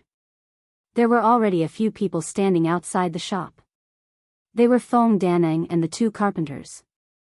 They had been standing here for a long time. They had circled around the shop previously and roughly knew how big it was, so their faces flashed with excitement. When they saw Gu Yundong, the three of them immediately went up to him. Not long after, Madame Dai and Nie Shuang's carriage stopped at the entrance of the shop. After they came down, Gu Yundong turned around and introduced them to Feng Daneng and the other two, as well as Su Qing. Looking at Su Qing, Madame Dai and Nie Shuang were speechless. "If you find any errors, ads pop up, ads redirect, broken links, non-standard content, etc., please let us know each report so we can fix it as soon as possible." Chapter 693, Su Qing's conduct. Although they had said that she should at least arrange for one employee, they did not expect Gu Yundong to really only find one person. However, since things had come to this, the two of them could not say anything else. The group first entered the shop to discuss the renovations. Feng Daneng and the other two walked 2 rounds inside. After looking at the blueprint that Gu Yundong had given them and the range that needed to be renovated, their 6 eyes could not help but flash with a scorching light. However, he still explained in advance, the entire backyard has to be rebuilt, so it might take a long time. "That doesn't matter," Madame Dai said. "The most important thing is to do the job well. I'd rather spend more time to do it meticulously. The room has to be sturdy, and the materials can't be perfunctory." "Madam, don't worry. We will definitely do our best." Madame Dai believed in Gu Yundong's recommendation. Next, it was time to discuss the details. Gu Yundong and Feng Daneng had worked together several times, so there were some things that he could understand without her having to explain in detail. He would even suggest some unreasonable points. Therefore, in just half a day, they had already decided on how to renovate this shop. During this period, Su Qing was the one who poured tea and handed over pens and paper. Gu Yundong did not tell her, but she was very self-aware. Not only did she do it in an orderly manner, but she was also exceptionally considerate. After observing her for a day, Gu Yundong was very satisfied. Nie Shuang had a carefree personality and did not pay much attention to it. After all, she was the eldest daughter of the Nie residence and had a maidservant serving her all the time. She was already used to having someone take care of everything for her. However, Madame Dai could see it clearly. Hence, on the way back, she sat in the same carriage as Nie Shuang and could not help but say, although Yundong only found Su Qing, that girl can surpass others by several times. No wonder she can do business so well. Just in terms of hiring people, she makes others feel ashamed. Nie Shuang was at a loss. Seeing this, Madame Dai couldn't help but poke her head. After a while, she told her about Su Qing's performance in the shop today. Nie Shuang was suddenly enlightened. "I see. In that case, the person I chose is really too different from Su Qing. I was thinking of bringing her over to show you tomorrow. Now that I hear you say that, I think I have to change people." Nie Shuang's thinking was quite good. If she had to hire someone, she would choose the servants' children. Their indenture was in her hands and they could be trusted. After returning yesterday, her mammy had recommended 2, and so did her maidservant and 2 sisters. Even those with good culinary skills in the kitchen were suitable to work in the kitchen of the shop. She felt that there was no problem. The servants in the residence were used to serving people. Wasn't going to the shop to entertain those madams and young ladies just working in another place? But now that she heard what Madame Dai said, Shuang could not help but think more. Especially with Su Qing as a reference. For example, Su Qing was good-looking, Su Qing was diligent in her work, Su Qing spoke sweetly, Su Qing was not afraid of hardship or fatigue. Shuang immediately had a headache. It was not easy to find someone. Just based on looks alone, she had already eliminated the 2 people recommended by the mammy yesterday from her mind. Madame Dai frowned slightly. Her head hurt even more badly because she did not only have to hire the waiters and kitchen staff. She was also the one who chose the shopkeeper. If you find any errors, ads pop up, ads redirect, broken links, non-standard content, etc., please let us know each report so we can fix it as soon as possible. Chapter 694, Departure, News. The shopkeeper was different from the shop assistant. She had to be knowledgeable and capable. When she saw those madams and young ladies, she had to be neither servile nor overbearing. In this huge prefectural city, madam and madam had conflicts. Young miss and young miss disliked each other a lot. If they happened to meet in the shop, as the shopkeeper, she had to at least have the ability to mediate. At the same time, she had to have management skills, literacy, and etiquette. Most importantly, unlike the male shopkeepers in ordinary shops, there were too few experienced female shopkeepers. At the very least, there was none in the shops under Madame Dai's own name. Sigh, my head hurts. Yundong also knew that the 2 of them were having a headache. After all, she had deliberately brought Su Qing over today. She more or less understood what the criteria for workers were for Madame Dai and Shuang. It was obvious that they would definitely choose someone close to them. Even Yundong herself would subconsciously choose someone she had a good relationship with. However, although the people close to him were trustworthy, it still depended on whether they were suitable. Yundong had taken a share of this shop. If she wanted to do it, she had to do it well. She believed that Su Qing's trip today would be very effective. Yundong sent Su Qing to the entrance of her alley before bringing Tong Shuitao home. When she entered, Shao Qingyuan happened to be at home. At this moment, he was sitting in the central room and standing in front of Zhou, as if he was talking to him. When Yundong approached, Zhou finished speaking. However, Shao Qingyuan frowned slightly. Yundong was puzzled. What's wrong? What happened? When Shao Qingyuan saw her, his expression instantly improved. He only said, "There's something going on at the manor.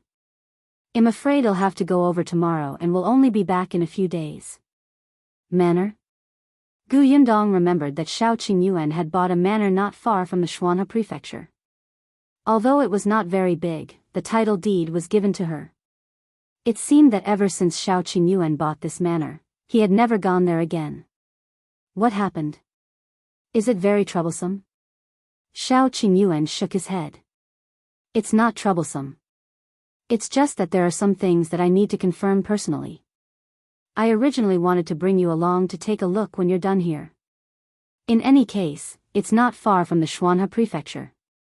There are plenty of opportunities. Shao Qingyuan nodded. I'll leave tomorrow morning. As he spoke, he glanced at Tong Shuitao and Zhou. Before Tong Shuitao could react, Zhou cleverly pulled her out. There was no one in the central room. Shao Qingyuan held Yundong's hand and said in a low voice, "I'll be back in 2 days at most. You have a lot of things to do, but you have to take care of your health. Don't tire yourself out." Yundong felt her hand being wrapped by his broad and warm hand, and her entire body became warm. She pursed her lips. "I know." After a pause, she looked up and said seriously, "If you encounter anything troublesome, you must tell me." Shao Qingyuan smiled. "Yes, I've always listened to you." Yundong glared at him. The next morning, Shao Qingyuan indeed left the Xuanhe prefecture with Zhou. Gu Yundong woke up early and did not see him. She sighed and brought Su Qing to the shop. Today, Madame Dai would bring the chef for the kitchen. Gu Yundong had to teach them how to make pearl milk tea.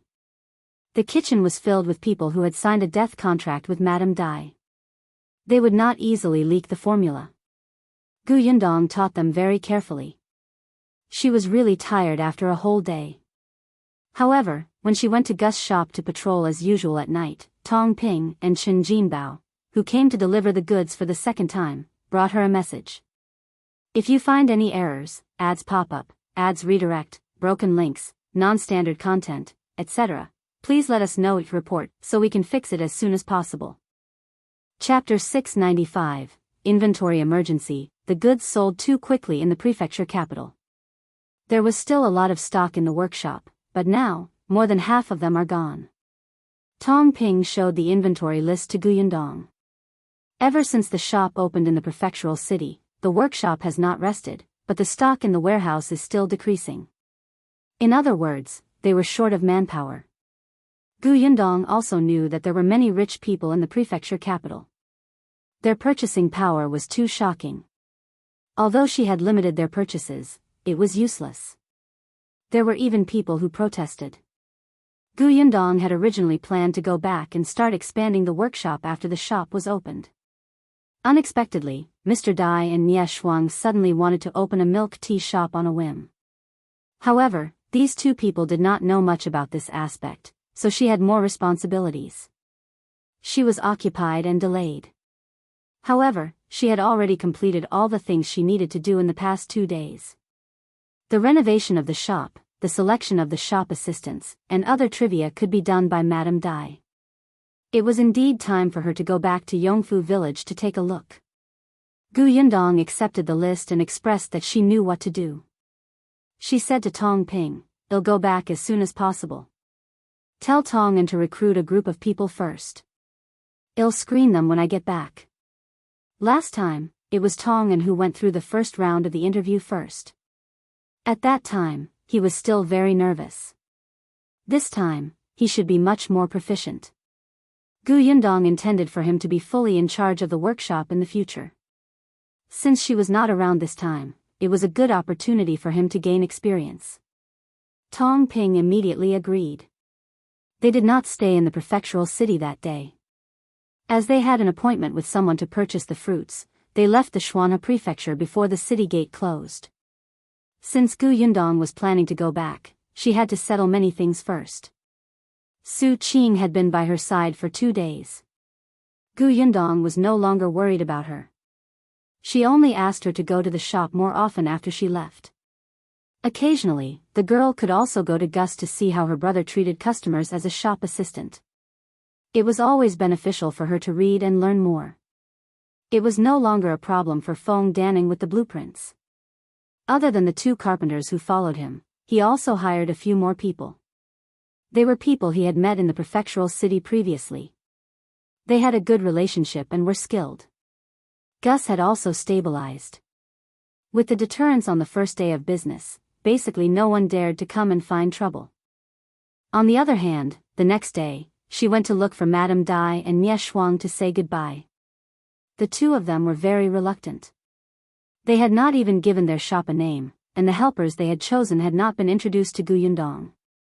The cook's skills were not very good, and they felt that there were still many questions that they had yet to figure out. Now that Gu Yundong was leaving, they felt inexplicably flustered. Gu Yundong's face darkened. She thought to herself that returning to Yongfu village at this time was indeed the right decision. If she continued to stay here, she would probably have to decide everything in the shop. Didn't they say that they would pay money and do everything? Gu Yundong felt that it was necessary for her to nurture their ability to be independent. If this continued, they would become more and more dependent on her. Didn't they know that she was still a child? Hence, she said decisively, "If there's anything, you can discuss it.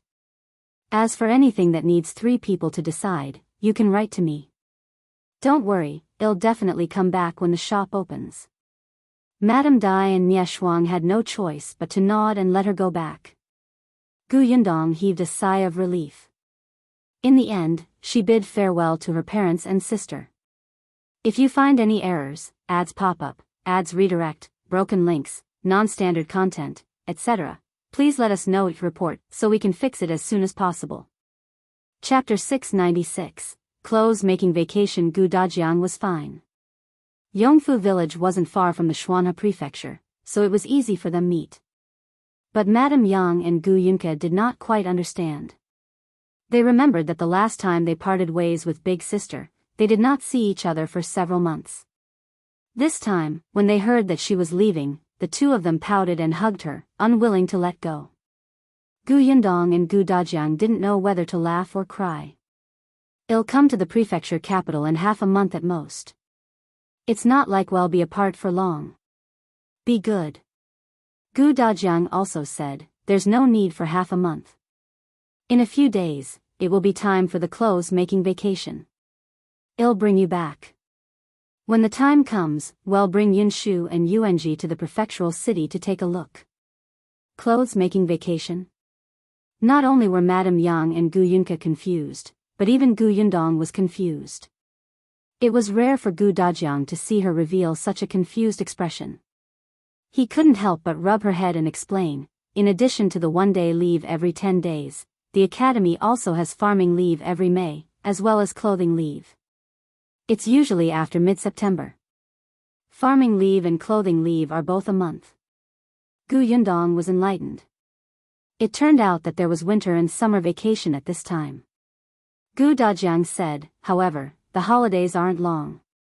Students whose homes are too far away usually won't go back. Our family is close, and the round trip isn't long. It's not a problem for us to return to the village.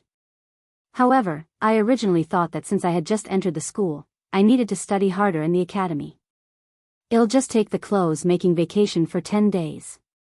In any case, Yunshu and Yuanji can come over during the holidays. Our family can still reunite. Now that I think about it, it's not enough. After all, not all of Yundong's matters were in the prefectural city. Gu Yundong understood. Gu Yundong would not give any more opinions on matters related to studies.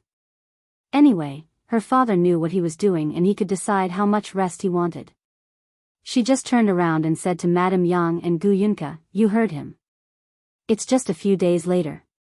When the time comes, not only will you be able to see me, but you will also be able to see Yunshu and Yuanji."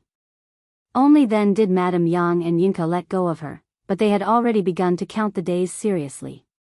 After everything was settled, Gu Yundong took Tong Shuitao and drove the carriage towards the city gate. Tong Shuitao pulled the reins and asked, "Miss, since we're going to meet in a few days, why don't we just bring Madame and second Miss back to Yongfu village?" Gu Yundong leaned against the wall of the carriage and looked at the bustling crowd at the city gate. Many people were queuing up to leave the city with carrying poles and things. Upon hearing this, she smiled and said, "Didn't you see my father's gaze? It's as if I'm the evil person who broke up Mother and Kiki. I can't afford to offend him. It's better to let father take care of them himself." Perhaps because he had been separated from his family for so long last year, Gu Dajiang especially cherished the time he had with his family. Gu Yundong had long discovered this. Every day, when her father came back from school, he would first confirm that his wife and daughter were around before he heaved a sigh of relief. He might have thought that their reunion was a dream. If he was not careful, he would wake up from this dream and his family would disappear. This situation would probably continue for a while before her father slowly adapted. Tong Shuitao did not really understand this psychological problem. In any case, she would listen to Mississippi. The carriage left the city gate. Seeing that the road ahead was wider, Tong Shuitao was about to speed up. Unexpectedly, just as the reins were raised and before she could shake them, she heard Gu Yundong suddenly say, "Wait." Tong Shuitao was puzzled. "What's wrong, miss?" "If you find any errors, ads pop up, ads redirect, broken links, non-standard content, etc., please let us know it report so we can fix it as soon as possible." Chapter 697, Evil Dogs, Stay Away. Gu Yundong lifted the curtain of the carriage and looked outside. She asked, do you know the location of the manor that brother Shao bought? I know. She had already asked her father about this. Gu Yundong paused and said, let's go to the manor to take a look. Tong Shuitao was puzzled, but her hands deftly turned the horse and drove in the direction of the manor. Gu Yundong recalled what Shao Qingyuan had said before he left. There seemed to be something going on in the manor. She was curious and decided to take a look. Tong Shuitao happened to know the location. In any case, she was not in a hurry to return to Yongfu village. She was actually very curious. Her father had been to the manor, but she had never been there. This was the betrothal gift that the future husband would give to his wife. As the young miss, she naturally had to announce her identity. Thinking of this, Tong Shuitao was slightly excited, and the speed of the carriage increased. Gu Yundong, who was admiring the scenery outside, the manor was indeed not far away. Gu Yundong saw the things planted in the fields from a distance. Shao Qingyuan had said that a portion of the land was originally used to grow fruits. Later on, after he bought it, it just so happened that after the farming season, the fields that planted food had already harvested. He instructed them not to plant food, but to plant fruit trees and medicinal herbs. Many tenants were unwilling, but Shao Qingyuan had always been decisive. If they didn't agree, he wouldn't rent it to these tenants. Originally, when the farmstead changed owners, the previous contract between the tenants and the original owners had already been broken. Even if Shao Qingyuan replaced all of them, no one would dare to say anything. Only then did the tenants not dare to say anything. Later on, when they heard Shao Qingyuan say that he would buy all the fruits and herbs they planted and that the price was not low, they were relieved and began to plant them. Gu Yundong looked at the fields and saw all kinds of fruit trees. Some fruit trees must have been transplanted from other places. The trunks were tall. Some fruit trees were originally planted here, and they were already filled with fruits. Some of them had just been planted, and only tree saplings that were half the height of a person appeared. However, it could be seen that they were all well taken care of. Most of these fruit trees were in the periphery, and the medicinal herbs were inside. It seemed that they were surrounded and protected by these fruit trees. There was a fence around the fruit trees, which was similar to the orchard in Yongfu village. The carriage got closer and closer. Just as they were about to see the shadow of the manor, a series of barks suddenly entered their ears. Tong Shuitao was shocked. She instinctively pulled the reins tightly, and the carriage suddenly stopped. In the blink of an eye, the barking of the dog was right in front of him. What made people's hearts skip a beat was the sound of barking continued. It was obvious that it was not one dog. Sure enough, in the next moment, 3 tall and fierce dogs rushed out from 3 directions and surrounded the carriage. Tong Shuitao, F***ck, this dog even knew how to outflank? The 3 dogs did not approach her either. They stood 2 meters away from the carriage and looked at them covetously, but their eyes were fierce and ready to attack. It was as if as long as Tong Shuitao made any movement, they would pounce forward in the next moment and tear her into pieces. Fortunately, Tong Shuitao was strong and good at martial arts. She had also entered the mountains and met wild boars before. She was not afraid of dogs. She even glared at them one by one and sneered. Evil dogs, stay away. Otherwise, I won't be polite. If you find any errors, ads pop up, ads redirect, broken links, non-standard content, etc., please let us know each report so we can fix it as soon as possible. Chapter 698, They are very cute. She had just finished speaking when Gu Yundong slapped the back of her head. What evil dogs? The 3 dogs are clearly guarding this herb orchard loyally. They're loyal. Don't scare them. I scare them? Miss, did you get the wrong person? Not only her, but a young man who had just run over from behind almost fell to the ground when he heard this. Gu Yundong heard the commotion and looked up to the side. He saw a 20-year-old youth walking over with sweat all over his face. The 3 dogs should be under his control. After he came over, they quietened down and stopped barking fiercely. The young man walked to the front of the carriage and looked up at them. He asked, "May I ask who you are?" What are you doing here? Gu Yundong was still thinking about how to introduce herself when she heard Tong Shuitao jump down from the carriage and say, "My miss is the new master of this manor. Naturally, she's here to inspect the manor." Gu Yundong was speechless. Wasn't this introduction a little shameless? The young man was speechless. Should he let the dogs bite them? He had heard of people who came to find trouble and pretend to be acquaintances, but he had never seen anyone directly come to pretend to be his master. The two women probably didn't know that the boss happened to come to the manor yesterday, right? Seeing that the young man was frowning and seemed to be about to release the dogs to bite someone, Gu Yundong explained more clearly, "Shao Qingyuan is at the farm, right? We're here to look for him." Only then did the expression on the young man's face relax. She knows the new boss. Then she shouldn't be here to do bad things. "Who are you people?" "My name is Gu Yundong, and Before she could finish speaking, the young man's eyes lit up. "You're Madame Dong? You know me?" The young man nodded repeatedly. "No, I don't." "Then why are you nodding?" "But the boss said that he has a fianca copyright with the surname Gu." Tong Shuitao secretly whispered into Gu Yundong's ear, "Miss, your future husband is afraid that you will run away. You haven't even come to the manor yet, but he introduced you to the people here." There was no need for her to say anything. Gu Yundong's heart was warm. She looked at the young man. "Shao Qingyuan came to the manor yesterday, right? Can I go meet him now?" "Of course." The young man was even more certain of her identity when he saw that she knew about the boss visit yesterday. He called out to the three fierce dogs and told them to continue guarding. Then, he came over to hold the reins of the carriage and led Gu Yundong inside. As he walked, he introduced, "Big Black and the others are actually very obedient and intelligent. With them guarding the orchard here, no one dares to come." Previously, a few people wanted to steal fruits, but they were surrounded by Big Black and the others and almost peed their pants. As he spoke, he felt that she was a little vulgar. How could he say that they peed her pants in front of Miss?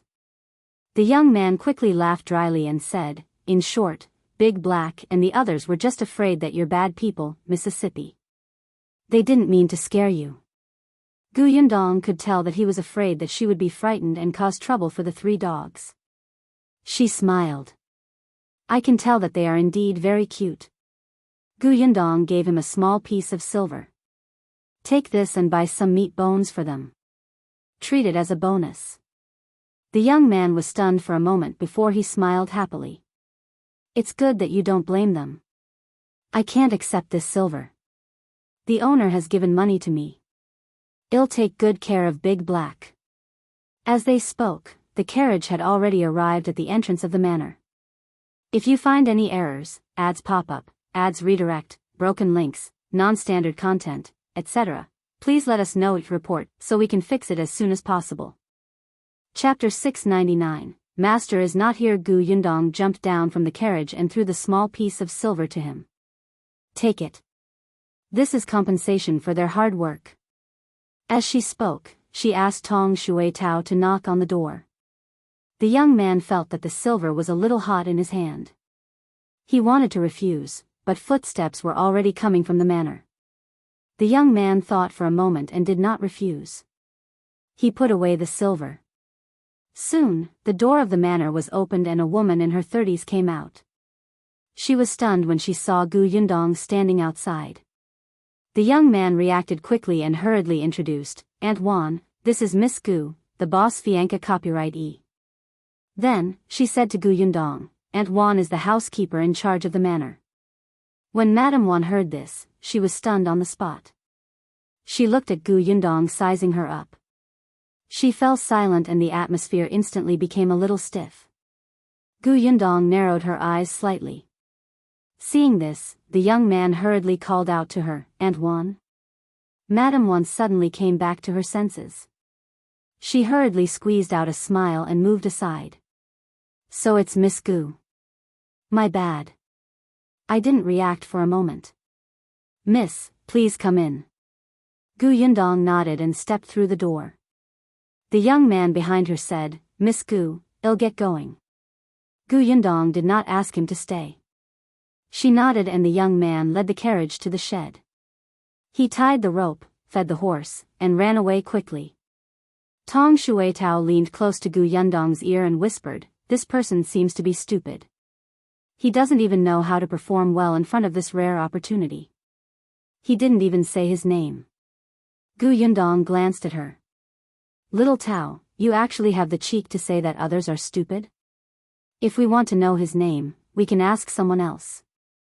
Madame Wan led the way and did not hear their conversation. Hence, Tong Shuitao took a few steps forward and asked, "Aunt Wan, what was the name of that young man just now?" Aunt Wan hurriedly said, "That's Yuan Qing from the Yuan family. The Yuan family is a tenant in the manor. Yuan Qing has been naughty since he was young. He raised a few dogs that are especially fierce, so we don't dare to approach them. Master said that those dogs are perfect to protect the orchard and gave the Yuan family a lot of money to take good care of those dogs." Yuan Qing? Tong Shuitao got the information she wanted and returned to Gu Yundong's side. When the three of them entered the courtyard, Gu Yundong took a closer look at the manor. Although Shao Qingyuan said that the farmstead was small, it was still much bigger than her house in Yongfu village. The so-called small was only relative to those big farmsteads. They walked inside. When they were about to reach the central room, Madame Wan raised her voice and shouted, "Hubby, hubby, Miss Gu is here." Not long after she finished speaking, footsteps came from ahead. Gu Yundong looked up and saw a tall but thin man coming out of the room. The man walked over quickly. When he heard Madame Wan's introduction, his expression immediately became more respectful. "So it's Miss Gu. I didn't go out to welcome you in time. Please forgive me. This should be the head of the manor, Zongguang." Shao Qingyuan had said that when he bought this manor, the previous owner had requested him to buy it with the Shui family. Gu Yundong sized him up and asked, "I'm here to look for brother Shao." "Where is he?" Zongguang hurriedly replied, "Master just arrived at the manor yesterday and brought people out." "Out? Do you know where he went? If you find any errors, ads pop up, ads redirect, broken links, non-standard content, etc., please let us know each report so we can fix it as soon as possible." Chapter 700, Something's Wrong with Madame Wan. Zongguang said, "Master went to the Jiao village next door to look for someone yesterday." As he spoke, he invited Gu Yundong into the central room. Then, he turned his head and urged Madame Wan, "Why aren't you pouring tea?" After Madame Wan left, Gu Yundong asked, "Why did he go to the Jiao village? Did he encounter any trouble?" Zongguang was a little hesitant, as if he was wondering if he should say something. Gu Yundong raised his eyebrows. "If you can't say, then forget it." "No." In the end, Zongguang still replied, "Actually, a self-taught doctor passed by the manor 2 days ago to stay. When I was chatting with him, I heard him say that he had a lot of rare medicinal herbs on hand. Master had previously instructed people to keep an eye on Bai Musi. If there was any news, they would immediately report it to him. Therefore, I asked if there was such a medicine. To my surprise, the self-taught doctor really did have it. I immediately sent a letter to Master. Because a portion of the land on the farm had been rented to plant medicinal herbs, Zongguang had also gotten to know a few herbs. Bai Musi, in particular, had been requested by his master. He had also seen the Bai Musi that the self-taught doctor had taken out. It really looked like that, but he was not sure, so he quickly reported it to his master. Bai Musi? Gu Yundong was stunned. So Shao Qingyuan said that there was an urgent matter because he had received news about Bai Musi. Was he here to confirm if Bai Musi was real or fake? This person was really. Zongguang saw that she did not speak and he felt a little uneasy. Could it be that he should not have said these things? However, his master had said long ago that this manor would belong to Miss Gu in the future, including their Shui family. Seriously speaking, Miss Gu was his master, so he naturally could not hide it. Gu Yundong suppressed the complicated emotions in her heart and asked, "Is the self-taught doctor in the Jiao village now?" Yes, the doctor traveled everywhere to treat patients. He waited in the manor for 2 days and couldn't wait anymore, so he went to the Jiao village. After Master came, he quickly went to the Jiao village. As she spoke, Madame Wan had already brought in tea. Yundong asked Zongguang, which direction is the Zhou village? Miss, are you going to look for master? Yeah. As Yundong spoke, she saw from the corner of her eye that Madame Wan's hand, which was holding the tea, paused for a moment. Then, she acted as if nothing had happened. Zongguang did not see it. He only nodded and said, "All right, miss, rest for a while and have some tea. I'll feed the horses some grass. Well, set off in a while." Seeing Yundong nod in agreement, Zongguang left the central room. Madame Wan smiled at Yundong and left. As soon as the two of them left, Tong Shuitao whispered into Yundong's ear, "Miss, there's something wrong with that Madame Wan. When she saw us, her eyes were flickering. It seems like she's hiding something from us." Yundong looked at her in surprise. "Not bad.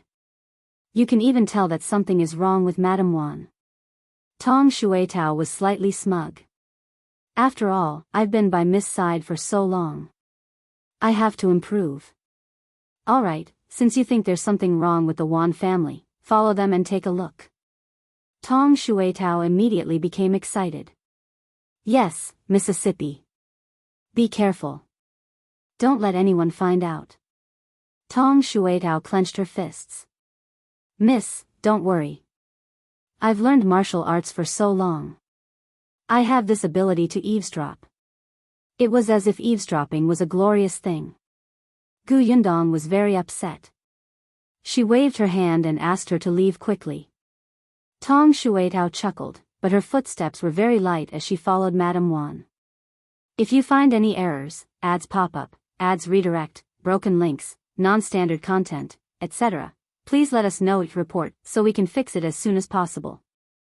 Chapter 701, Water in Your Brain. Madame Wan came out of the central room and quickly caught up with Zongguang. After turning a corner, she finally couldn't take it anymore.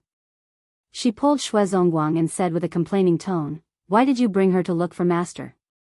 Tong Shuitao happened to hear this, and her eyes flickered slightly, as if she was about to hear a big secret. Zongguang frowned and said in a low voice, "Miss is master's fiancée. If she wants to see master, we naturally have to bring her along. What's wrong with that?" But, Madame Wan stammered, as if she wanted to say something, but she looked troubled. A bad premonition flashed across Zongguang's mind. He looked at her abruptly. "Are you hiding something from me?" No. Zongguang had been married to her for many years. Seeing her like this, how could he believe her? His tone immediately became heavier. "Tell me, what are you hiding from me?" Madame Wan was a little afraid of him. Seeing his dark expression, she couldn't help but shrink her neck and say softly, Didn't Qiner like master?" Early this morning, she saw that master hadn't returned, so she went to the Zhou village. What if that girl goes there too? Wouldn't they bump into each other? Her voice was soft, and Tong Shuitao finally heard it clearly. She immediately widened her eyes and covered her mouth to prevent herself from exclaiming. Zongguang widened his eyes and looked at Madame Wan, who was shrinking her neck in guilt. His expression was especially ugly. You. Are you trying to anger me to death? I told you last time that master has a fiancée. Moreover, anyone with a discerning eye can tell that he values Miss Gu very much. I asked Qiner to put away her thoughts. In the end, not only did she not give up, but you also helped her hide it from me. Is there water in your brain? Madame Wan was a little afraid of him, but she was still a little unconvinced. You said it yourself. She's just a fiancée. Moreover, why are you so sure that master values that Miss Gu? Our Qiner is so beautiful.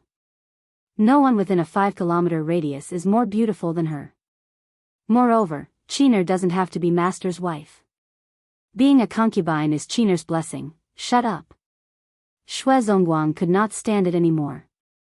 His fingers trembled as he pointed at her. As expected of a woman's opinion. Let me tell you, if you continue to allow Qiner to get close to master, we won't be able to live. It's not as serious as you say. Zongguang saw that she did not know what was good for her, and the veins on his forehead were about to explode. As expected, you've stayed in the manor for too long. You're so stupid that you can't even differentiate between master and servant. With that, he didn't look at Madame Wan again and just walked forward even faster. Madame Wan was stunned for a moment. She quickly took a few steps forward and asked, "Where are you going?" "Send Miss to the Zhao village and bring Qiner back. You search for a good family the next few days. I'll go to master and ask for his grace to marry Qiner off as soon as possible." Madame Wan was shocked. "Do you have to do this?" "It's for our family." Tong Shuitao no longer listened. She turned around and walked back into the central room. Gu Yundong was standing in the courtyard and looking at a jujube tree in front of her. The jujubes on the tree had already ripened. She pulled some slightly and plucked a large bunch. She casually wiped them with her clothes and took a few bites. Yes, they were quite sweet. Chapter 702, How Bold Tong Shuitao watched anxiously. She went to her side and said, "Io, miss, you are still eating dates. Something bad has happened." "What's the big deal?" Gu Yundong moved the dates in her hand to her. "Do you want to eat them? They're quite sweet." "Is that so?" Tong Shuitao took one and stuffed it into her mouth. Then, her eyes lit up. "It's really quite delicious.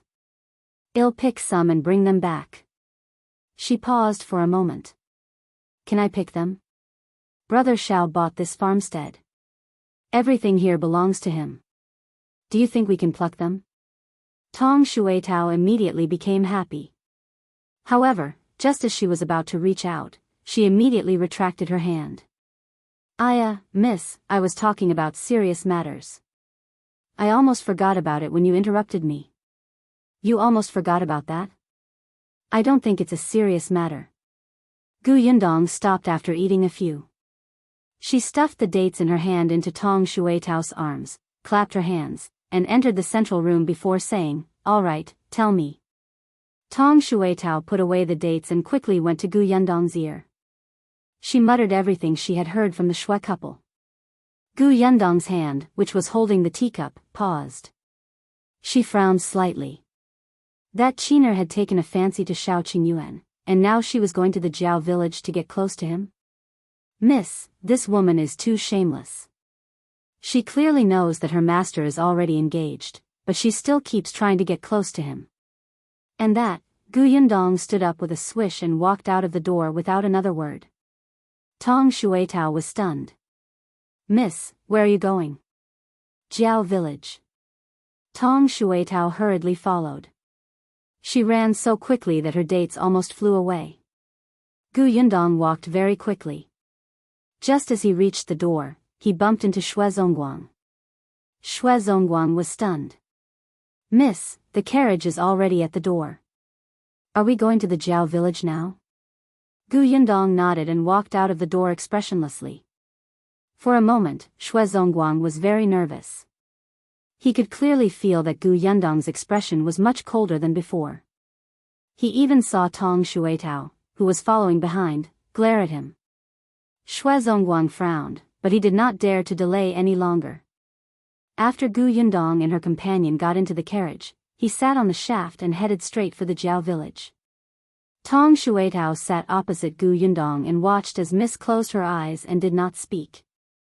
Her heart was beating like a drum. Miss seemed to be angry. Had she been too straightforward just now? She should have been more tactful and prepared Miss mentally.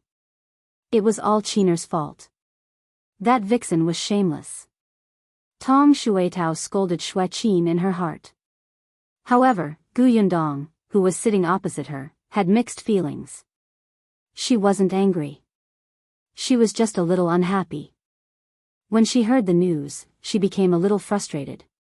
Perhaps Shao Qingyuan's reputation in Yongfu village was not good, so the women in Yongfu village and even the nearby villages did not dare to approach him. Most of them ran away when they saw him. So much so that Gu Yundong almost forgot that Shao Qingyuan was also a very handsome man. He was a person who made women blush and their hearts beat faster. After leaving Yongfu village, there would probably be many women who did not understand Shao Qingyuan's personality and wanted to pounce on him. Gu Yundong had always been busy. In addition, Shao Qingyuan had always put her first, giving her a sense of security. She had never thought that a woman would try to steal him away. This Xue Qin was indeed bold. Chapter 703 came out of reputation. The carriage traveled quickly and soon arrived at the entrance of the Zhou family village. Xue Zongguang asked the villagers where the self-taught doctor lived. Sure enough, someone pointed at the village chief's house and said, "Over there. Do you see that big house? He's been staying there for the past 2 days." As he spoke, the villager added, "You're also here to see that doctor? That's unfortunate. Dr. Lu happened to enter the mountain to pick herbs. He went yesterday. I don't know if he can come back today." Pick herbs. Gu Yundong looked at the mountain not far away. This mountain was not as big as Yongfu village, but it was not small either. But it didn't matter. She wasn't here to look for a doctor. Hence, Xue Zongguang changed the question. "Then do you know that a young master surnamed Shao came here yesterday?" "Oh, you mean young master Shao? I know him." The villager nodded. "He's also at the village chief's house. He should still be there." "Thank you." Xue Zongguang thanked him and drove the carriage towards the big house pointed out by the villagers. However, the road in the Zhao village was not easy to ride on. The path was very narrow, and the carriage could not pass through. The three of them could only get out of the carriage and tie it to the door of a farmer's house. They asked someone to help keep an eye on it before walking towards the village chief's house. After taking a few steps, Xue Zongguang suddenly stopped in his tracks and pointed in the direction of the village chief's door in surprise. "Miss, that's Dr. Lu." Gu Yundong looked up and saw a middle-aged man carrying a medicine basket slowly walking towards the village chief's courtyard. It seemed that they had come at the right time. Dr. Lu had just returned. Moreover, Dr. Lu seemed to be quite popular in the Zhao village. As soon as he entered the courtyard, a few villagers followed him. She even shouted, "Dr. Lu, you're finally back. Have you collected all the medicine?" "Dr. Lu, my grandson's cough is getting worse. Did you find the herb you mentioned yesterday?" "Dr. Lu, I felt a little dizzy just now. Take my pulse. Am I sick?"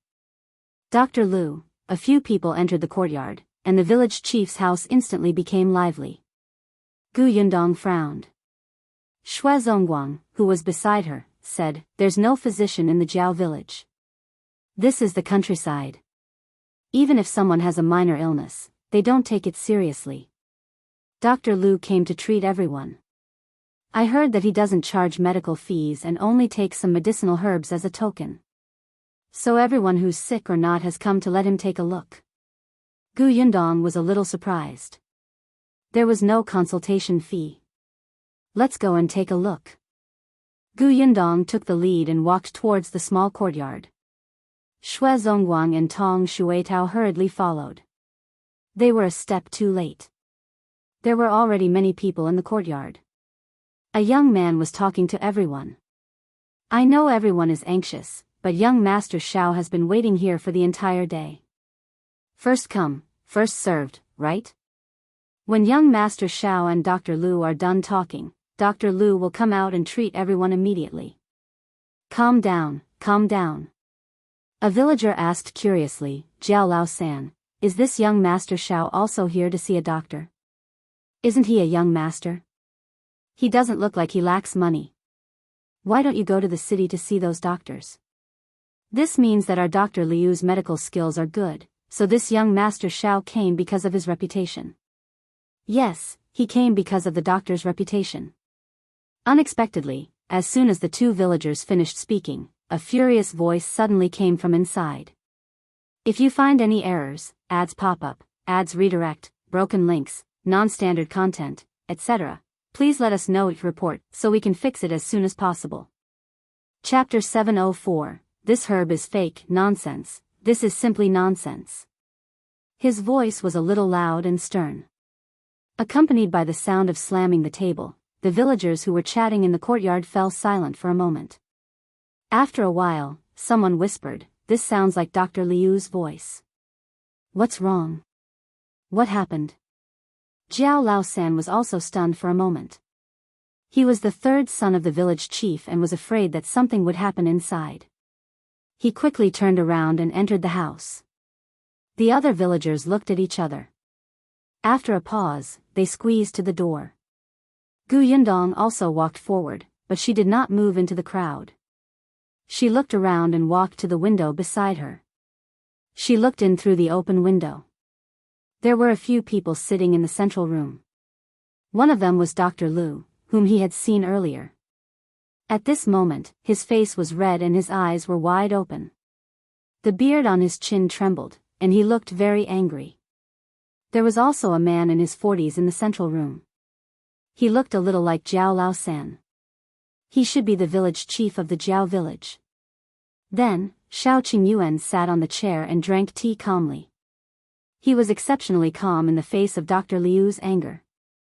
"The thing you took out is indeed not by Musi. This herb is fake." As he spoke, he glanced at a box on the table. The box should contain the so-called by Musi. Gu Yundong glanced at it and felt that it was quite similar to the portrait in the book Dr. Song had given her. Dr. Lu sneered and closed the box. "I don't know which family's young master you are, but you had nothing better to do that you came to make fun of me. This is indeed an authentic by Musi. A while ago, I even sold 2 stocks. The buyers are rich families and have doctors in their residences. If it's fake, the doctors would have been able to identify it. They would have come to find trouble with me long ago." As he spoke, he sized up Shao Qingyuan, and the sarcasm in his voice intensified. "You're not even a doctor, yet you're pretending to know everything. This will only make you look ignorant." The villagers outside also felt that it made sense. A villager who had let Dr. Lu treat him shouted, "That's right, that's right. You're not a doctor. Do you know how precious this herb is? Is this by Musi too expensive? If you can't afford it, you cannot belittle Dr. Lu here. He's definitely trying to lower the price. Dr. Lu, don't fall for it. At most, you won't sell it. There will always be people who know their stuff." When Dr. Lu heard this, he nodded and even turned around to cup his hands at everyone. "Thank you, everyone, for speaking up for me." Then, he turned to look at Shao Qingyuan. "I'm not selling by Musi anymore. You can leave." Zhou, who was standing behind Shao Qingyuan, sneered. "You're the shameless person who doesn't know anything and earn black-hearted money by tricking people. Our young master knows much more than you do." A villager immediately said, "Dr. Lu didn't earn black-hearted money. He didn't even charge consultation fees. Yeah, he didn't even take a dime." Shao Qingyuan looked up and glanced at the villager who was speaking at the door. He nodded. He did not charge the consultation fee. He just charged some medicinal herbs. Everyone frowned, not understanding what he meant. Zhou had been by Shao Qingyuan's side for so long, so he naturally understood at once and immediately laughed out loud. Someone felt goosebumps from his laughter and asked sternly, "What are you laughing at? If you find any errors, ads pop up, ads redirect, broken links, non-standard content, etc., please let us know each report so we can fix it as soon as possible." Chapter 705, Shao Qingyuan says more. Zhou sighed and said coldly, "I'm laughing at how you're being played by others. They don't charge consultation fees, but you have to pay for medicine fees. These medicinal herbs aren't cheap at all. Moreover, I heard that all the villagers Dr. Lu treated are sick without exception. This is really too coincidental. Everyone who looks for him has to spend money to buy medicine. Is there a difference between this and paying consultation fees?" The villagers were stunned when they heard that. Village Chief Jiao, who had been silent, suddenly looked at Dr. Lu. Yes, it was said to be a free consultation, but why was it so coincidental that everyone was more or less sick and in pain? Dr. Lu was a little flustered at that moment. He glared fiercely at Zhou and explained, "The villagers came to see a doctor naturally because they felt uncomfortable. It's normal for them to be sick and in pain. I accepted the money for the medicinal herbs, but the price was not high. It's much cheaper than the herbs in the medicine shop in the prefecture capital. If you don't believe me, feel free to go to the shop and ask for the price of the medicinal herbs. You will naturally know if I'm being kind or black-hearted. Everyone was a little hesitant by his self-righteous appearance. Both of them seemed to have a point. Shao Qingyuan couldn't be bothered to listen to his excuses anymore. Whether Dr. Lu was lying and scamming money here or the villagers didn't believe him, it had nothing to do with him. He had no obligation to prove his point to these fence-sitters. He had only come to buy Music. Since he had confirmed that it was not the case, he planned to leave. However, just as Shao Qingyuan stood up, the village chief of the Zhou village stood up and said, "Young Master Shao, please wait." He walked up to Shao Qingyuan and looked at him sincerely. "Can you make yourself clear?" Shao Qingyuan looked at him. This village chief was not a bad person. Seeing that he had received a lot of care from the village chief yesterday, he still said a few more words. "The museum buying has silver roots and purple branches and leaves. It's about 6 inches long and has 5 leaves. It's an extremely rare herb. But Dr. Liu's Music has white roots with a few thin patterns. Although it also has 5 leaves, their colors are dim. Also, he claimed that he sold 2 stalks a couple of days ago, which is ridiculous. If Music were so easy to find, its price wouldn't have been so high and I wouldn't have to spend so much time searching for it." When everyone heard this, they could not help but look at the box containing the herbs. Dr. Liu's face turned pale as he hugged the box tighter. Shao Qingyuan continued, "If I'm not mistaken, the medicinal ingredient in Dr. Liu's box is called purple summer leaves. It's indeed a medicinal ingredient that's very similar to Music.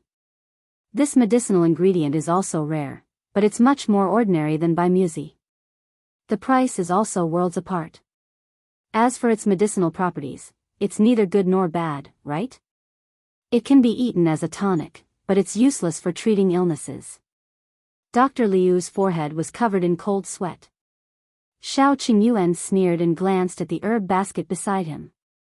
Also, the herbs he picked on the mountain today are all weeds with little medicinal effect. If you don't believe me, take the herbs in his herb basket to the doctor in town to take a look. When everyone heard this, they instantly stared at Dr. Liu's medicine basket with burning eyes. Jiao Laosan received his father's gaze and immediately took a step forward to get the medicine basket. "If you find any errors, ads pop up, ads redirect, broken links, non-standard content, etc., please let us know each report so we can fix it as soon as possible." Chapter 706. The girl in front. Dr. Liu's expression changed drastically. He subconsciously reached out to hug the medicine basket. In this way, everyone understood. Their expressions changed drastically and they glared at him angrily. They were so angry that their bodies were trembling. "You shameless thing, you actually used this medicinal herb to deceive us. No wonder my grandson hasn't recovered after coughing for 2 days. You heartless thing, you want to kill us. This is treatment, you quack. If anyone's illness is seriously delayed by you, you'll be the murderer. Bring him to the officials, village chief. This kind of black-hearted thing must be sent to the officials. Yes, he must have tricked other villages too. I don't know how many people around here have been persecuted by him. Maybe the herbs he sells have already killed people." The more Dr. Lu listened, the paler his face became, and his hands and feet slowly turned cold. He still wanted to defend himself, but facing the indignant villagers, he could not find any excuse. Soon, a villager went forward to pull him and snatched the medicine basket from his arms. "It's evidence that he's harming people. Come, let's go see the officials." Dr. Lu staggered a few steps from being pulled by a few people. Even his wrist was bleeding from a woman's nails. Hearing that the villagers insisted on sending him to the officials, the panic in Dr. Liu's heart grew. Gradually, hatred spread, and he looked at Shao Qingyuan with resentment. Shao Qingyuan raised his eyebrows. Dr. Lu suddenly broke free from the villager's grip. Then, she quickly rushed towards Shao Qingyuan. "It's all your fault. It's all your fault.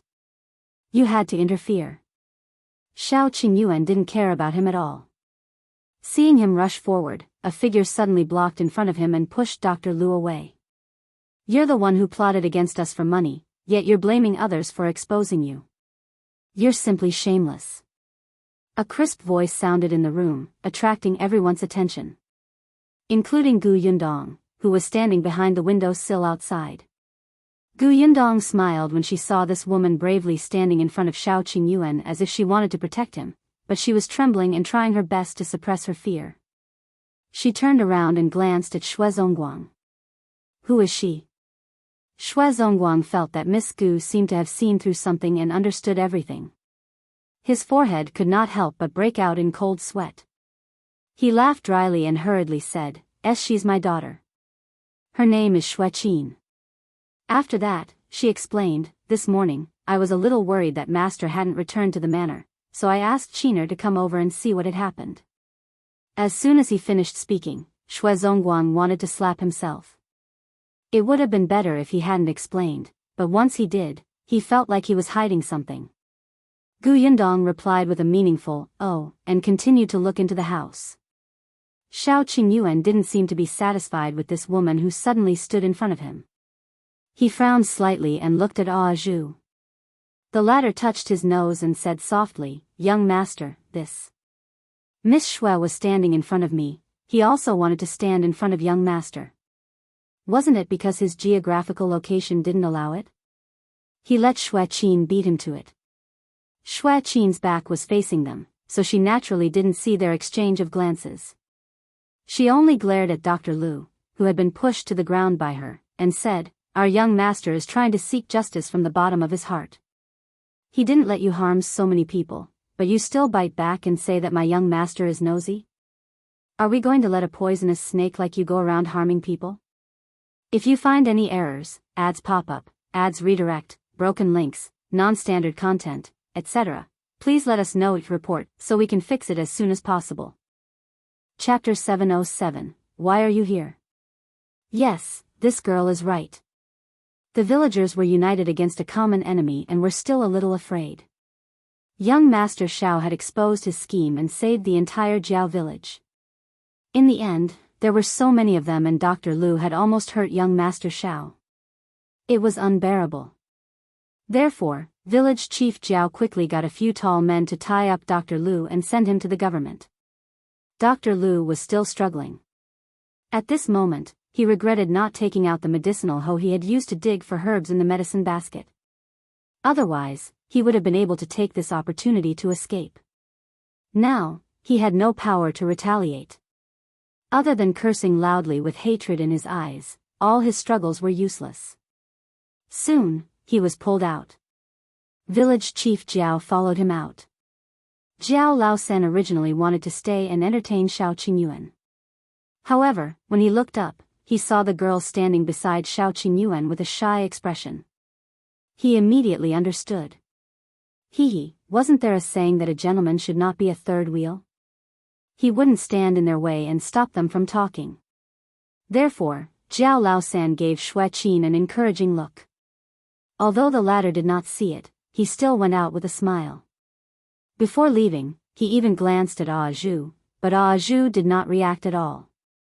Jiao Laosan sighed. This man was really tactless.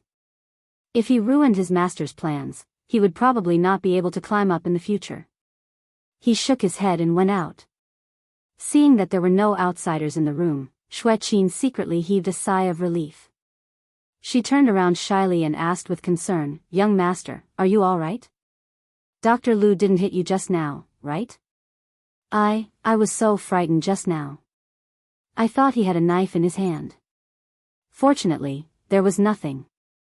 Otherwise, before she could finish speaking, Shao Qingyuan suddenly turned his head and looked in the direction of the windowsill. There were only villagers outside just now, so Shao Qingyuan didn't pay special attention. Now that the villagers in the courtyard had left, Gu Yundong and the others, who were standing by the window, appeared especially out of place. Shao Qingyuan turned around and met a familiar pair of smiling eyes. His pupils constricted, and the originally cold expression on his face instantly softened. His joy was obvious, and the indulgence in his eyes seemed to overflow. "What are you doing here?"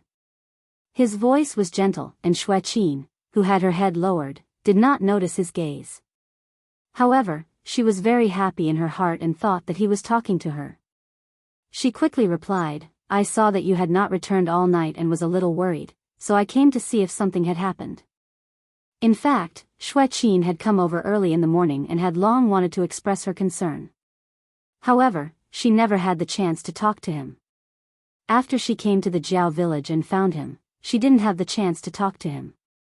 Not only was Zhou by his side, but the village chief of the Zhou village was also in front of her. Who knew that Dr. Lu suddenly wanted to attack young master just now and she went to block it? Instead, young master noticed him and even was so gentle. At this moment, Qin was actually a little grateful to the black-hearted Dr. Lu for creating such a good opportunity for her and letting young master see her intentions. Shao Qingyuan said, "Come here." Qin lowered her head, feeling even more embarrassed.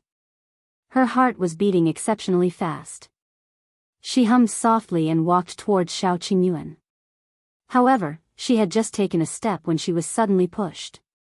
If you find any errors, ads pop up, ads redirect, broken links, non-standard content, etc., please let us know report so we can fix it as soon as possible. Chapter 708, Gu Yundong's Reward. Qin staggered back 2 steps. When she looked up, she realized that the person who pushed her was Zhou. She asked in shock, "What are you doing?" Zhou shouted, "He's not talking to you. Go away." This time, he reacted fast enough. Young master shouldn't glare at him. Qin was stunned for a moment before looking up at Shao Qingyuan aggrievedly. Then, she realized that Shao Qingyuan had been turning his head to look out of the window.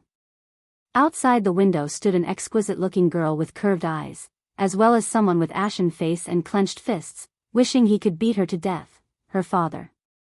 What was going on? Who was this girl? Why was her father here? Gu Yundong looked up and measured the height of the window sill. She realized that the window of the house was quite big. She immediately stopped walking towards the door and jumped in with her right hand on the window sill. Before she could land, Shao Qingyuan had already run over and caught her. He frowned and said unhappily, "Why didn't you go through the door? The ground is uneven. Be careful and don't fall over." Gu Yundong smiled. "Don't I have you?" The two of them acted as if no one was around, provoking Qin, who was standing not far away. She widened her eyes and fixed her gaze on Gu Yundong. She wanted to ask who this woman was and why young master was so good to her and so gentle. However, she could not speak because her father, Zongguang, had already entered from the door and dragged her out, not giving her a chance. Qin was led out of the door. She stared at Gu Yundong in the room indignantly. Zhou was especially perceptive this time. He walked out of the room quickly and even very considerately closed the door of the central room for the two of them. Even the last bit of light was blocked for Qin, and she looked a little unwilling. But Gu Yundong, who was in the house, did not even look at her from the beginning to the end. She did not take her seriously at all. She only had eyes for Shao Qingyuan now. After everyone left, Shao Qingyuan couldn't help but squeeze her hand and ask again, "Why are you here?" "I'm here to see what kind of trouble you're in." The gentleness in Shao Qingyuan's eyes intensified. "You know now?" "Yes, I do." Gu Yundong slowly took a deep breath. "It turns out that you've been looking for Bai Muzi all along, and you've memorized Bai Muzi's characteristics and appearance. You're even afraid of mixing it up with other herbs and finding the wrong one, so you remember the herbs that look similar clearly. Did you put in a lot of effort?" Shao Qingyuan looked at her deeply. Indeed, she understood. She had always been so considerate. Shao Qingyuan felt that he could not leave her. He nodded slightly, his voice slightly hoarse. "Yes, so are there any rewards?" Gu Yundong tilted her head, thought for a moment, and suddenly grabbed her waist. Shao Qingyuan thought that she would hug him, but in the next moment, the woman in front of him suddenly tiptoed and kissed his face. Shao Qingyuan, he widened his eyes and looked at the woman who had already retreated. She was still smiling, as if everything just now was just his imagination. You don't like it? Yundong could not help but ask when she saw that he did not react for a long time. Shao Qingyuan suddenly came back to his senses. I like it very much. Let's do it again. Damn you. You're pushing your luck. If you find any errors, ads pop up, ads redirect, broken links, non-standard content, etc., please let us know each report so we can fix it as soon as possible. Chapter 709, Gu Yundong's Guilt. Gu Yundong patted her hand and said, since you came to look for Bai Musi, why didn't you tell me the day before yesterday? It's not easy to get Bai Musi. I'm worried that it's fake news. We have to confirm it first. Otherwise, won't all of you be happy for nothing? Reality proved that it was indeed fake. Even though he didn't have much hope from the beginning, Shao Qingyuan was still disappointed. Gu Yundong asked him, other than this time, how many other times have you heard news about Bai Musi? 2 times, I guess. Unfortunately, neither of them are real. Gu Yundong fell silent for a moment. She did not speak. Shao Qingyuan could not help but pat her back. What's wrong? There's no need to be disheartened. We'll find it eventually. It's not like there's only one Bai Musi in the world. We'll find it if we search longer. Gu Yundong sighed and smiled bitterly. Bai Musi is clearly what my mother needs. I'm not as focused on that as you. She felt ashamed. It seemed that ever since she brought Madame Yang to see Song Dejiang and confirmed that her life was not in danger, Gu Yundong had been half relieved. Although she was also looking for Bai Musi, she was no longer in such a hurry. As for Shao Qingyuan, in order to find Bai Musi, he went deep into the mountains, opened a pharmacy, memorized the medicinal ingredients, and understood the characteristics of similar herbs. As long as there was any news, he would personally go over to confirm it. She actually did not know how much he had done and how much effort he had put in. Compared to him, she did very little. Gu Yundong lowered her head slightly. At that moment, self-reproach and guilt surged. Shao Qingyuan was stunned for a moment before saying, aren't you earning money? Shao Qingyuan pinched her tender cheek and felt the soft touch under his hand. His voice was hoarse as he said in a low voice, I'm looking for the herbs. Isn't it just right for you to earn money and buy them? His voice was low and deep, as if he could comfort people. Bai Musi is rare and expensive. If you don't work hard to earn more money, what if you can't buy it when you find it later? That seemed to make sense. Your ability is limited alone. You can't take care of everything. You've already done it very well. Besides, I can't let you do everything. Then why do you still need me, your fiancé? You have to leave something for me to do. Gu Yundong laughed. When did this person become so good at comforting people? She was really too used to doing everything herself, even though she had a family and a fiancé now. However, she was only one person after all. There were some things that she could hand over to someone close and trusted, right? Gu Yundong suddenly understood. She hugged Shao Qingyuan. All right, let's work hard together. I'll be in charge of working hard to earn money. You'll be in charge of finding medicinal herbs and treating my mother. Okay. The woman in his arms was soft. Holding her, Shao Qingyuan felt unprecedented satisfaction. He couldn't bear to let go. Unfortunately, there was a commotion outside the door. Gu Yundong let go of him and rubbed his face twice with a smile until it was red. It's getting late. Let's go back first. Shao Qingyuan heaved a sigh of relief and pulled her open the door.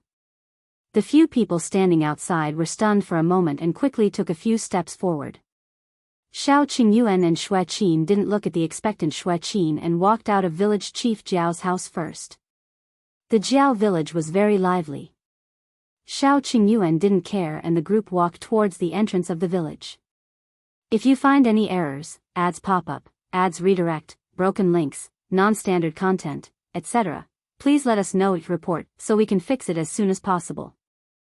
Chapter 710. Forgot your identity. Shao Qingyuan helped Gu Yundong into her carriage while Tong Shuidao rode. As for his original carriage, he handed it to Zhou.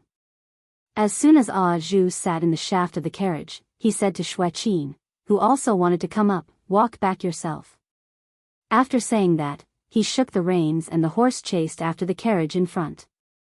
Qin's eyes widened in disbelief as she looked at the carriage that was getting further and further away. She was so angry that her entire body was trembling. She stomped her feet fiercely and said to Zongguang, who had also been left behind, "Father, look at him. What kind of person is this?" As soon as young master left, he immediately changed his expression and didn't take us seriously. That carriage isn't his.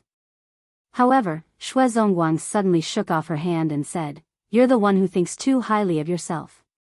Who do you think you are? You're just a servant. What right do you have to sit in master's carriage? Little brother Zhou has been by master's side for so long, but you've only seen master twice. You didn't even leave a good impression on master. Zhou is already being polite to you."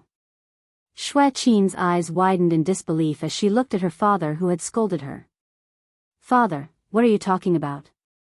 Yes, we're servants. Others look down on us, but we can't look down on ourselves.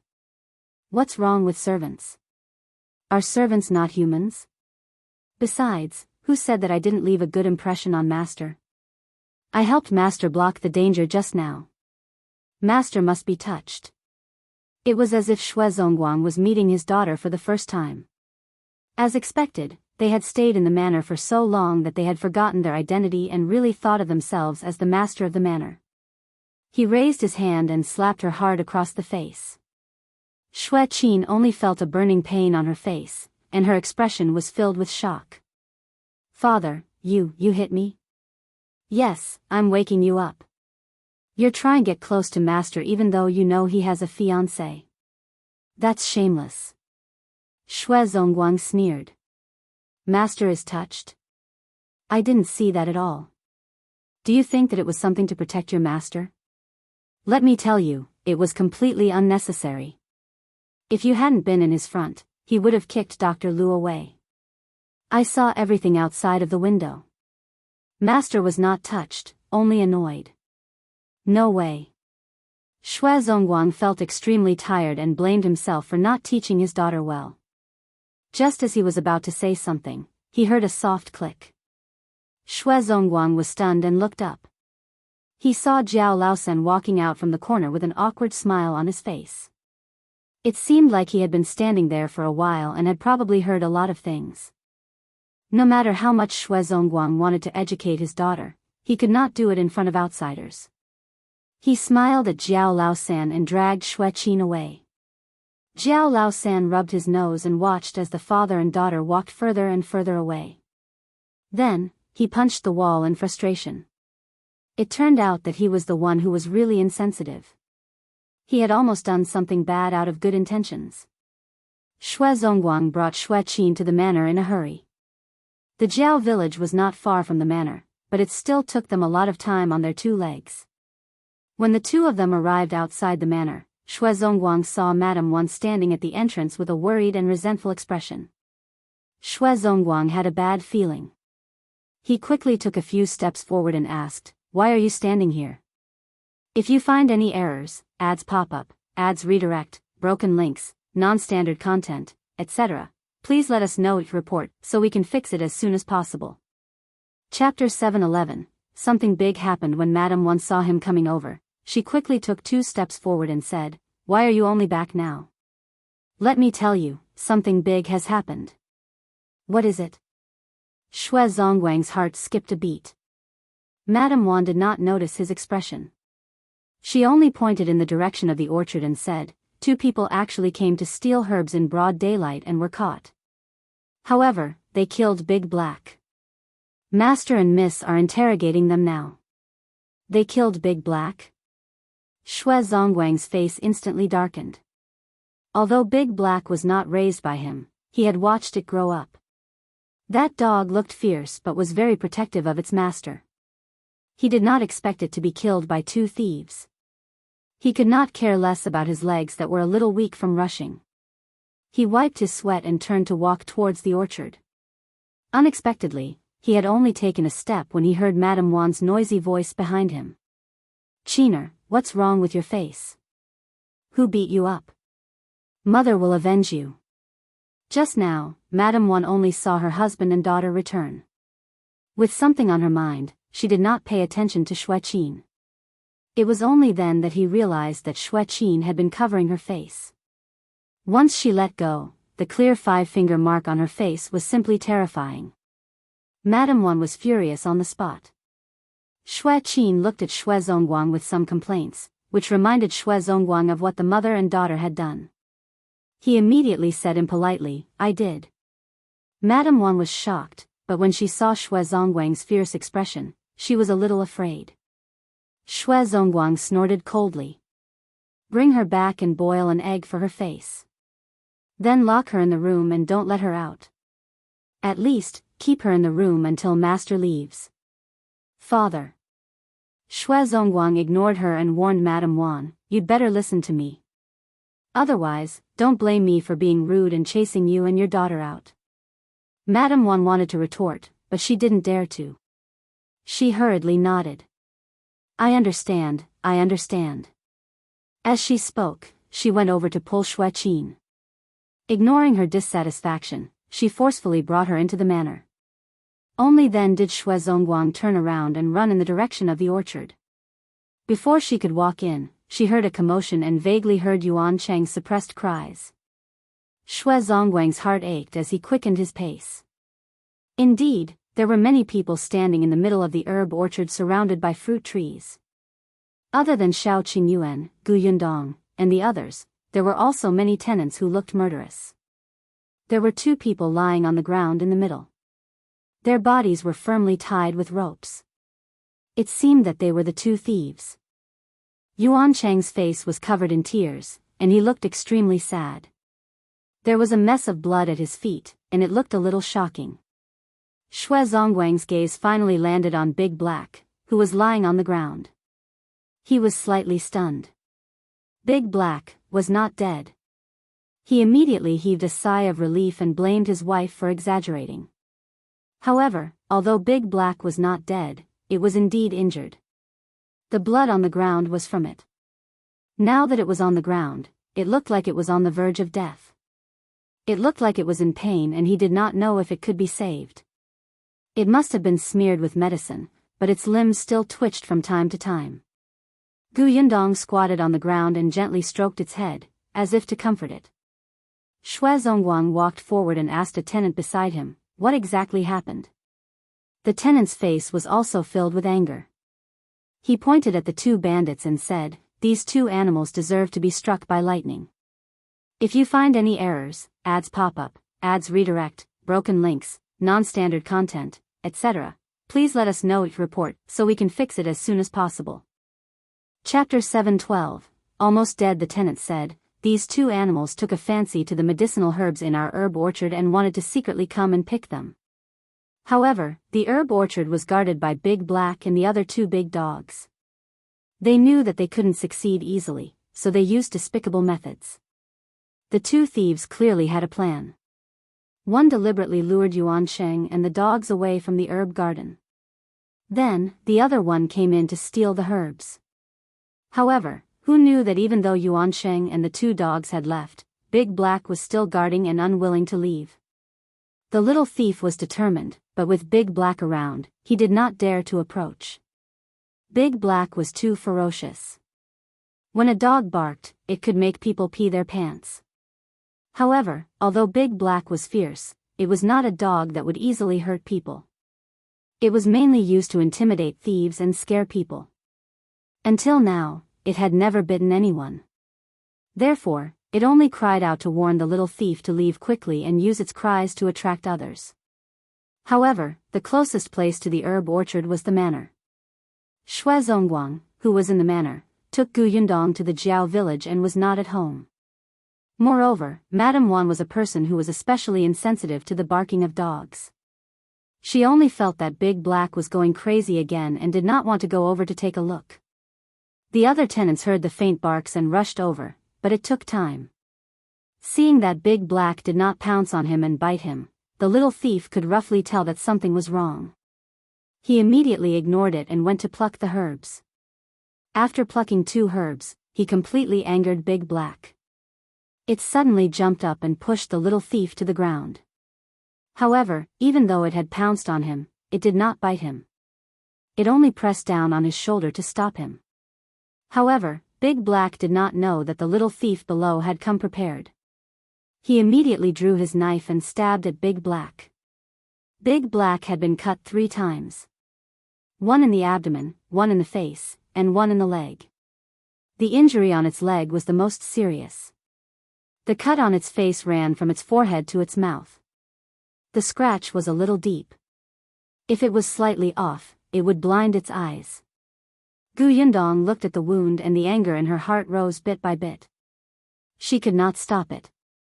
Big Black was very sensitive. It seemed to have sensed her emotions. It raised its head slightly and whimpered. As it moved, blood gushed out of its wound. Yundong quickly restrained her expression and gently touched it. Don't move. It's good medicine. She knew nothing about how to treat its injuries and could only touch it gently. The medicine on the wound was given by Shao Qingyuan, and it was very effective. Although Shao Qingyuan had some medical knowledge, Big Black was not a human after all. Other than treating its wound and spreading medicinal powder, he did not know where to start. Yuansheng had taken care of Big Black since he was young. He had some experience, but he could also feel that Big Black was feeling very uncomfortable. He wiped his tears and cried especially hard. Fortunately, at this moment, a tenant ran over. I brought the vet from the neighboring village over. Quick, let him take a look at Big Black. Yuansheng quickly moved aside. Yundong also stood up and retreated. The vet immediately squatted down to check on Big Black's injuries. Yundong clearly felt Big Black twitch. She turned her head slightly to avoid looking at it, but her gaze fell on the 2 thieves. The next moment, the anger on her face surfaced again. Not only did these 2 thieves want to kill Big Black, but they also didn't intend to let the other 2 dogs go. The food used to lure Big Yellow and the others away was smeared with poison, and they would die on the spot if they took a bite. If you find any errors, ads pop up, ads redirect, broken links, non-standard content, etc., please let us know each report so we can fix it as soon as possible.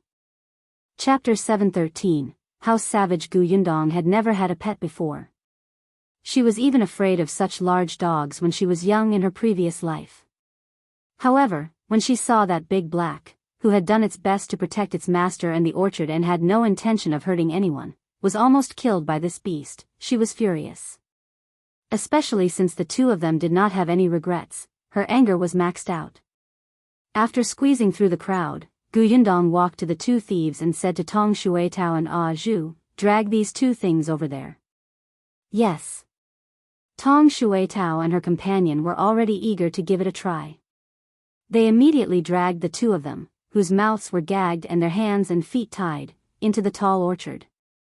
The 2 of them looked up and whimpered at Yundong, as if asking her to let go of them. The others found it strange, so a few of them followed over to take a look. Zongguang also went over. Just as he arrived, he saw Zhou remove the cloth balls that blocked the 2 thieves' mouths. The 2 of them immediately cursed, "Let us go. What do you want? We didn't steal anything. Can you kill us?" Tong Shuitao went over and slapped each of them fiercely. "You didn't steal anything, but you almost killed our dogs. So be it. They're not human. What are you doing? Do you still want to avenge them?" The 2 of them were a little arrogant. "Or are you sending us to the officials? Come on, let's see how the county magistrate will judge this case." In any case, they did not steal anything. At most, they would be locked up for 2 days. There was no law here that said that a person who killed a dog had to be sentenced. Tong Shuitao was furious. How could there be such a shameless person? She still wanted to hit him, but Gu Yundong stopped her just as she raised her hand. Tong Shuitao turned her head. Mississippi. Step back. Gu Yundong waved her hand. Tong Shuitao glared at the two of them and took a few steps back. The two thieves immediately sneered and stuck their tongues into their cheeks that had been slapped just now. They thought to themselves that they would get back at her after they were untied. They would teach this girl a lesson. Zongguang and the other tenants were angry, but what could they do? They couldn't really kill the thieves, and it didn't seem like they would suffer anything if they were sent to the officials. At most, they would be beaten and let go. Zongguang thought for a moment and took a few steps forward. He was about to say that he would deal with these two people. Unexpectedly, Gu Yundong suddenly raised her leg and kicked the two of them in the chin. Zongguang, the tenants were speechless. Ah, the two of them screamed and rolled back in unison. They fell to the ground for a long time and did not react. After a while, they slowly opened their mouths and spat out a mouthful of blood and teeth. Gu Yundong stomped her feet and took another step forward. She didn't say anything. She rubbed her right wrist slightly. After the two of them sat up, she punched one of them heavily in the stomach. She swung her hand back fiercely at the other person's head, grabbed his hair, and slammed him to the ground. The tenants took a deep breath. What a cruel method. Zongguang felt a chill on his neck. Only Zhou and Tong Shuitao were very calm. They were both people who had seen the world. This was just a small matter. Gu Yundong clapped her hands and stood up. The two thieves had only been hit twice and could no longer sit up. The taste of blood filled their mouths, and their stomachs and heads hurt terribly. She looked up at Gu Yundong with narrowed eyes. It was as if she was looking at a female devil. It made people feel as if their lives were in danger at any moment. Gu Yundong looked down at them and asked, "Who's the mole? If you find any errors, ads pop up, ads redirect, broken links, non-standard content, etc., please let us know it report so we can fix it as soon as possible." Chapter 7:14, They Are Together the Mole? Everyone looked at each other. Only the two people's eyes flickered, and a trace of shock flashed past their eyes. Zongguang quickly took 2 steps forward. "Aunt, miss, what do you mean by the mole? There's no insider. How can you be so well prepared for your first time stealing?" Gu Yundong sneered. "No, it's not enough. It seems that the insider doesn't know this place very well, but it's definitely not just you. Where are your accomplices?" The two of them immediately denied it. However, they had just lost their teeth and their words were a little blurred. "Don't have an insider. No others. I don't know what you're doing. You're still not crying after seeing the coffin. Then let me see if your bones are really so hard." As Gu Yundong spoke, a cruel smile appeared on his face.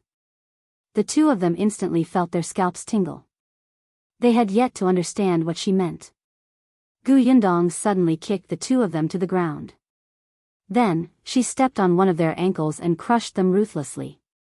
Ah, a shrill cry like a pig being slaughtered sounded, piercing one's eardrums.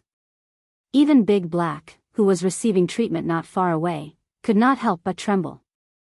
Gu Yundong frowned and said to Zhou, "Shut him up." "All right." Zhou stuffed the cloth ball into his gaping mouth.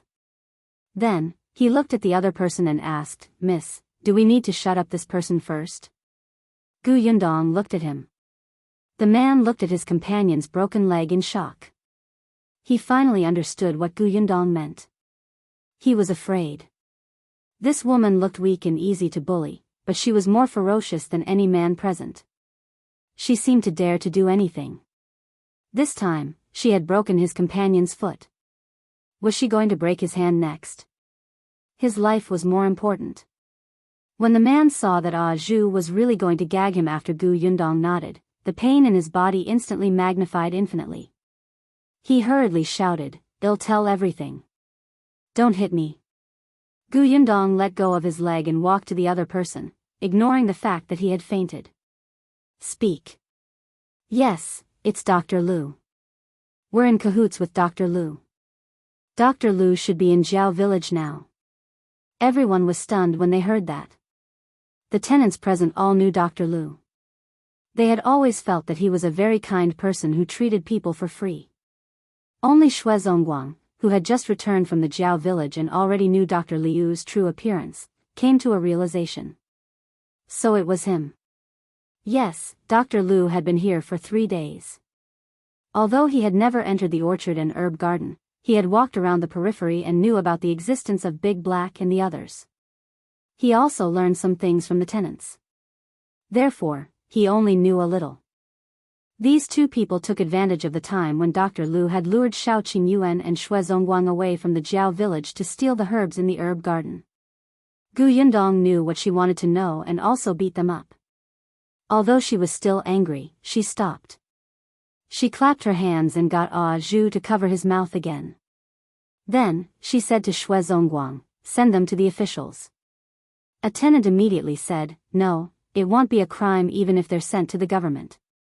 They actually wanted to beat them up one by one. At the very least, they wanted them to suffer and learn a lesson. However, they were beaten up so badly now. If they attacked again, would they kill them? Yundong laughed. Since he's Dr. Liu's accomplice, he will definitely be convicted. If you find any errors, ads pop up, ads redirect, broken links, non-standard content, etc., please let us know your report so we can fix it as soon as possible. Chapter 7:15. Sneaking Zongguang. Yundong ignored the two of them and asked Zhou to send them to the officials with the tenants. She walked back to the herb garden. Shao Qingyuan turned to look at her. "Are you done venting? Does your hand hurt?" As he spoke, he took out a bottle of ointment. This ointment has the effect of reducing swelling, bruises, and pain. Apply it first. When Zongguang, who followed them out, heard this, his face could not help but twitch. Yundong did not take the ointment. "It's fine. There's no need to apply it. How's Big Black?" "Fortunately, his life is not in danger." The vet wiped the sweat off his forehead and sighed. "But the injury on his leg is a little serious. I'm afraid he won't be able to walk smoothly in the future." Yundong squatted in front of Big Black again. Perhaps it understood the vet's words, but the light in its eyes slowly dimmed. The fur around its wound had been shaved off, making it look a little strange. After the veterinarian treated Big Black, he asked someone to carry the wooden board with Big Black on it to the farmstead. Yundong looked at it lying there and felt depressed. After a long time, she returned to the manor with Shao Qingyuan. Zongguang got someone to clean up the herb orchard before hurriedly following. However, as soon as he entered the courtyard, he rushed towards the room where the three of them lived. After entering the house, Zongguang did not have time to wipe his sweat, and he rummaged around in the cabinet. After a while, he took out a key and opened the box. He took out a small paper bag. Then, he took a small paper bag into the small kitchen not far away and brought over the kettle that was boiling on the stove. He poured 2 glasses of water. He was in a hurry, and there was sweat on his forehead as if he was too nervous. This made Tong Shuitao, who was about to enter the kitchen, feel especially strange. She kept feeling that the steward of this manor was acting suspiciously and definitely had evil intentions. Therefore, Tong Shuitao quietly hid outside the kitchen and stared at him. Zongguang did not realize it. After he poured the water, he felt that something was missing. A moment later, he patted his head, opened the cupboard, and took out a small porcelain jar. There was white sugar in the small porcelain jar. Zongguang poured some into the cup. Finally, he took out the small paper bag from his sleeve. After opening it, he gritted his teeth and shook it all into one of the cups. Tong Shuitao, who was outside the door, widened her eyes in shock. What did this shui guy want to do? Could it be that he planned to pour 2 cups of tea for young Master Shao and his daughter? Tong Shuitao was so angry that her face turned red. As expected, he was not a good person. The stuff in that paper bag must be poison. Was he trying to poison Mist to make way for his daughter? No, that wasn't right. He would have to go to jail even if he poisoned his master. He must have wanted to paralyze her. Tong Shuetao pursed her lips tightly. Seeing that Zongguang was about to come out, she quickly turned around and hid. She would personally expose his scheme in front of young miss and young master later. Tong Shuetao snorted and carefully followed behind Zongguang. Then, Zongguang walked out of the kitchen but did not go to the central room. Instead, he went in another direction. Finally, he stopped at the door of a room and knocked on the door with a cup of tea. Footsteps quickly came from inside, followed by Madame Wan's face. "Her father, why are you here?" Madame Wan asked softly. "Is everything all right in the herb garden?" Zongguang shook his head. "Everything is fine now." Then, he looked at Qin, who was still angry, sitting on the edge of the bed and sighed slightly. "If you find any errors, ads pop up, ads redirect, broken links, non-standard content, etc., please let us know it report so we can fix it as soon as possible." Chapter 7:16, You Killed Her? When Qin saw him enter, she snorted coldly and turned her body to the side, not even looking at him. Zongguang's heart ached when he saw that the finger marks on her face had not disappeared. After putting the teacup on the table, he said softly, "Qiner, it's my fault today. I shouldn't have hit you." Humph. Qin's expression softened a little when she heard her father, who had always been domineering, apologize to her. Madame Wan also hurriedly said, all right. There's no overnight grudge between father and daughter. Qiner is also in the wrong. Let's let this matter pass. Let's not mention it anymore." Qin wanted to say that she was not in the wrong. So what if she admired her master? When she became her master's concubine in the future, her family would rise with the tide. She was doing this for her parents' own good. However, Madame Wan kept winking at her. She also knew that now was not the time to push her luck. She had to take it slow to change her father's mind. Hence, she nodded softly. "I don't blame father either. It's good that you don't blame me." Zongguang handed her a cup. "This is sugar water. Take it as my apology. Drink it and show that you forgive me, okay?" "Okay." Qin thought that her father still doted on her after all. Otherwise, why would he make such precious sugar water for her to drink? Hence, she became more confident in persuading him and marrying her master in the future. She was happy and drank the sugar water in one go. However, not long after she finished drinking, she suddenly felt a little dizzy and her eyelids were heavy. After a while, she said uncontrollably, "Father, mother, I want to sleep for a while." As soon as she finished speaking, she fell onto the bed. Madame Wan was shocked and quickly pushed her. Qiner, what's wrong? What are you shouting for?" Zongguang glared at her and took away the cup that Qin had left on the bed. Madame Wan was stunned. Seeing that he was not worried at all and was still moving slowly, she thought of the cup of sugar water just now. What else did she not understand? She looked at him in disbelief. You killed her? She's our only daughter. How dare you kill her?" Madame Wan was no longer afraid of him. She rushed up and wanted to fight him to the death. Zongguang turned to the side. "All right, what's with the fuss? Who killed her?" "She just drank some calming tea and fell asleep." "Look carefully." Madame Wan was stunned and quickly reached out to check under Qin's nose. As expected, her daughter was still breathing, and she immediately heaved a sigh of relief. Then, she looked at her husband resentfully. "What are you doing? Why did you give her some calming tea for no reason? What else? Should we wait for her to go to young master's place in the middle of the night and do something shameless?" Madame Wan was shocked, and her expression instantly became unnatural. Her husband indeed knew their daughter very well. Just before Zongguang came, Qin was indeed trying her best to persuade her to help her fulfill her wish. After all, this was a rare opportunity. If young master left tomorrow, he might never come again. Madame Wan was not an opinionated person and was almost convinced. Unexpectedly, Zongguang decided to take drastic measures and let her sleep until tomorrow morning. Zongguang snorted. Why are you still standing here? Go to the kitchen and make dinner. Madame Wan left dejectedly. Only then did Zongguang look at Qin, who was lying unconscious on the bed. He sighed slightly, covered her with the blanket, and left the room, locking the door behind him. If you find any errors, ads pop up, ads redirect, broken links, non-standard content, etc., please let us know your report so we can fix it as soon as possible. Chapter 480. Hooking his neck with one hand, Sylvan Chaney and Jasmine Yale walked along while on Maple Mountain. Jasmine was lost in the enchanting scenery and didn't feel tired at all. It was truly beautiful. Do you want to see more? If you do, I can have lunch brought over, Sylvan asked for her thoughts. Jasmine shook her head. Let's go back. I want to return to my rental. She hadn't been back to that little cottage in a long time.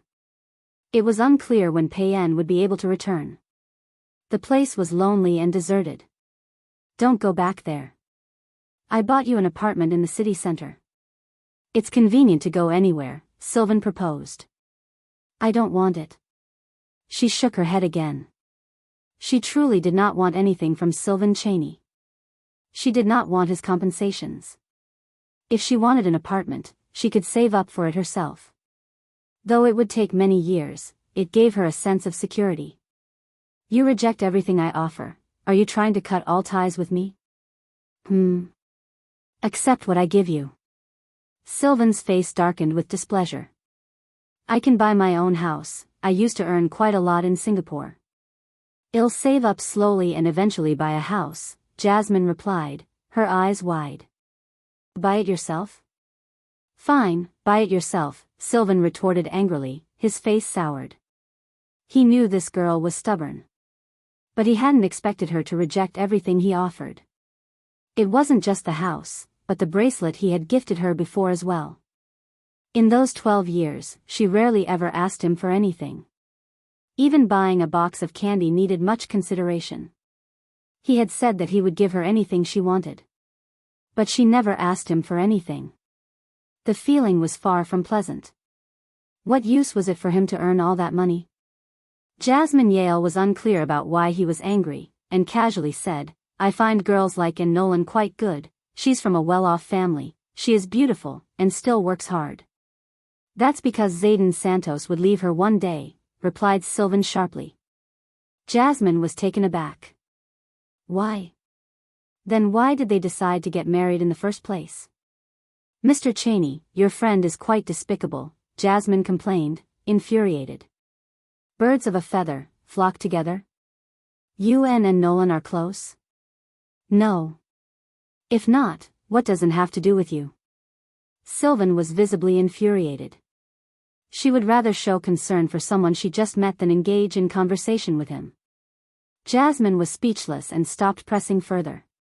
She, too, was somewhat angered.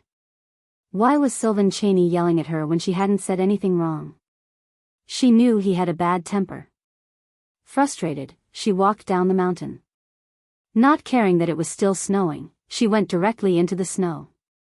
The icy snowflakes landed on her face, but she didn't find it cold. Just a little tired.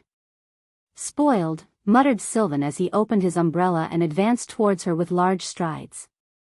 Upon reaching her, he handed her the umbrella. Hold this. The next second, he scooped her into his arms. Hey! Jasmine was taken by surprise. Put me down. Hold on tight. If you fall, I won't take responsibility. I can walk by myself. After walking so much, aren't you tired? Not tired, Jasmine lied. In truth, she was a bit tired, coupled with her menstruation ongoing. But she never thought that Sylvan would carry her down the mountain. Even during those 12 years, he had never once carried her. For a moment, Jasmine was dazed. Even if you're not tired, I won't let you walk anymore, Sylvan spoke indifferently. With one hand around his neck and the other holding the umbrella, Jasmine was halfway in his arms. Shielded from the snowflakes by the large umbrella, it was calm and undisturbed. When she was close to him, she could clearly smell his scent, discreet and deep. If you find any errors, ads pop up, ads redirect, broken links, non-standard content, etc., please let us know each report so we can fix it as soon as possible. Chapter 718, Abandoned Young Master, this is for you. Zhou wiped its mouth and handed it to Shao Qingyuan. Then, it looked at him expectantly. Shao Qingyuan didn't think much of it at first. After accepting it and taking a closer look, he exclaimed, "Where did you get it?" "I found it in Dr. Liu's medicine basket." Zhou chuckled. The medicine basket was sent to the government office as physical evidence. As expected, the county magistrate found a doctor to examine it. However, the doctor only flipped through the top 2 layers of herbs and confirmed that they were useless weeds. There might be some herbs mixed in, but they were not worth much. Then, the county magistrate convicted Dr. Liu and asked them to sign on the documents. The matter was resolved. As for the medicine basket, it was filled with useless grass that would rot in a day or two, so the county office servants planned to pour it as garbage. Zhou saw that there was actually a herb under the herb basket. He had been by Shao Qingyuan's side for so long and more or less knew some of herbs. He immediately brought the herb back. "I'm not sure either. It just looks like it." "Young master, is this the Hongming you mentioned?" Shao Qingyuan nodded. "Yes, I didn't expect him to dig up a treasure." "Hongming?" Yundong felt that this herb sounded familiar. Shao Qingyuan said, "These are the medicinal herbs recorded in the medical book Dr. Song gave me. They are mainly used for clearing the eyes." "In that case, it was also a very precious medicinal herb?" Shao Qingyuan put it away and praised, "Not bad, you deserve praise." Zhu's eyes lit up and she quickly buried his head in his food. That night, the few of them rested in the manor before preparing to leave the next day. Yundong frowned slightly when she saw Big Black lying on the ground. After a night of recuperation, Big Black looked much better. It had a strong recovery ability and used good medicine. It had already tried to stand up. However, just as the vet had said, Big Black's leg was too injured to land on the ground. It would probably limp in the future.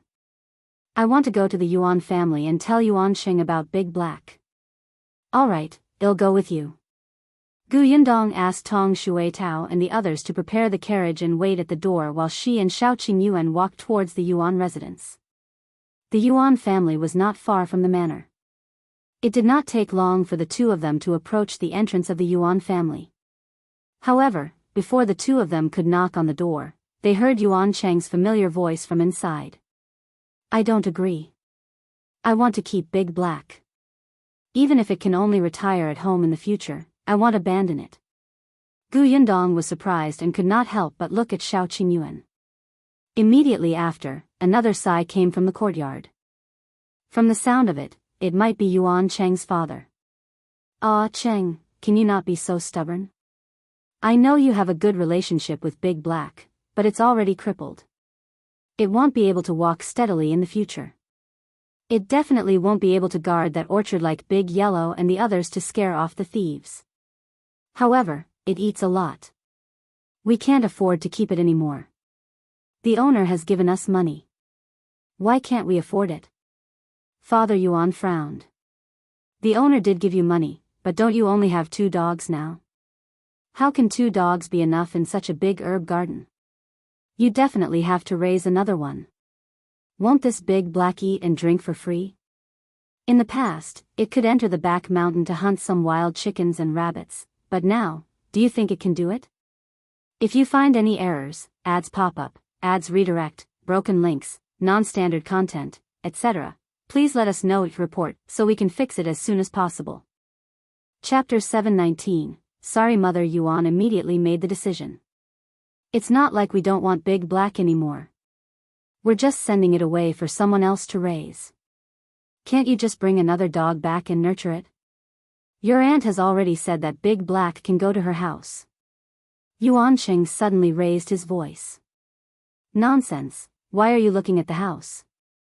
Mother, you clearly know that cousin Weikai was so frightened by Big Black in the past that he peed his pants. He hates Big Black to the core and wants to beat it to death with a stick every time he sees it. You even sent Big Black to eldest aunt's house. Let me tell you, if you send it over today, they will eat Big Black tomorrow. What are you saying? How rude. Your uncle is not such a person. Yuan Qing only sneered. Gu Yundong could not take it anymore.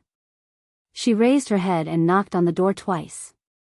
Yuan Qing did not move, and Mother Yuan was also angry. Only Father Yuan sighed and came over to open the door. Seeing the two people standing outside the door, he was immediately stunned. He hurriedly retreated half of his body and said, "Boss, why are you here? Quick, come in."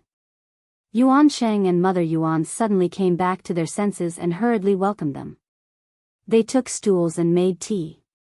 But Gu Yundong stopped them. "There's no need. We're here to ask your family for your opinion." The three members of the Yuan family were stunned for a moment. "Miss, please speak." "It's like this. Big Black was injured yesterday to protect the herb garden.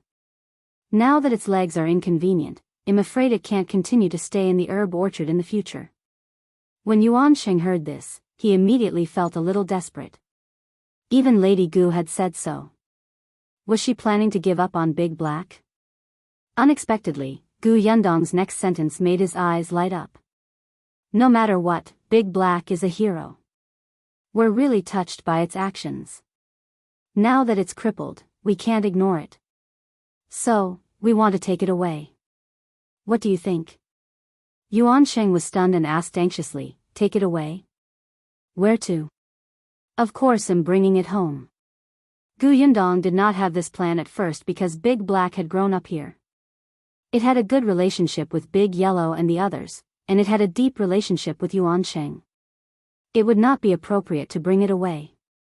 However, after hearing the Yuan family's words just now, she thought that nothing good would happen if Big Black continued to stay. Gu Yundong liked Big Black very much. She felt that perhaps it would be good to bring it back to Yongfu village. Yuan Sheng could not bear to leave. He had always slept with Big Black in the past. He was the saddest when something happened to Big Black. However, he was worried that he couldn't protect Big Black. His parents didn't want to keep it anymore, and Big Black was injured. What if his cousin hit it with a stick again? He was afraid that when he came home one day, Big Black would be sent away or beaten to death. Then, he would definitely regret it. Hence, when he heard Gu Yundong's request and recalled the scene of her interacting with Big Black yesterday, she gritted her teeth and nodded. Okay. Father and Mother Yuan naturally wouldn't say anything.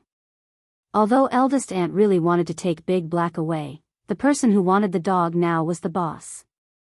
Their family was working for the boss, so they couldn't refuse at all. Since they had agreed, Gu Yundong did not stay any longer and left the Yuan residence with Shao Qingyuan. Yuan Qing followed them out. When they arrived at the manor, he ran to see Big Black first. When Big Black was carried onto the carriage by Tong Shuitao, he cried even harder. "I'm sorry, I'm useless. I can't even protect you. You'll definitely lead a better life with the boss in the future. You have to be obedient. The boss will take good care of you. If you find any errors, ads pop up, ads redirect, broken links, non-standard content, etc., please let us know your report so we can fix it as soon as possible.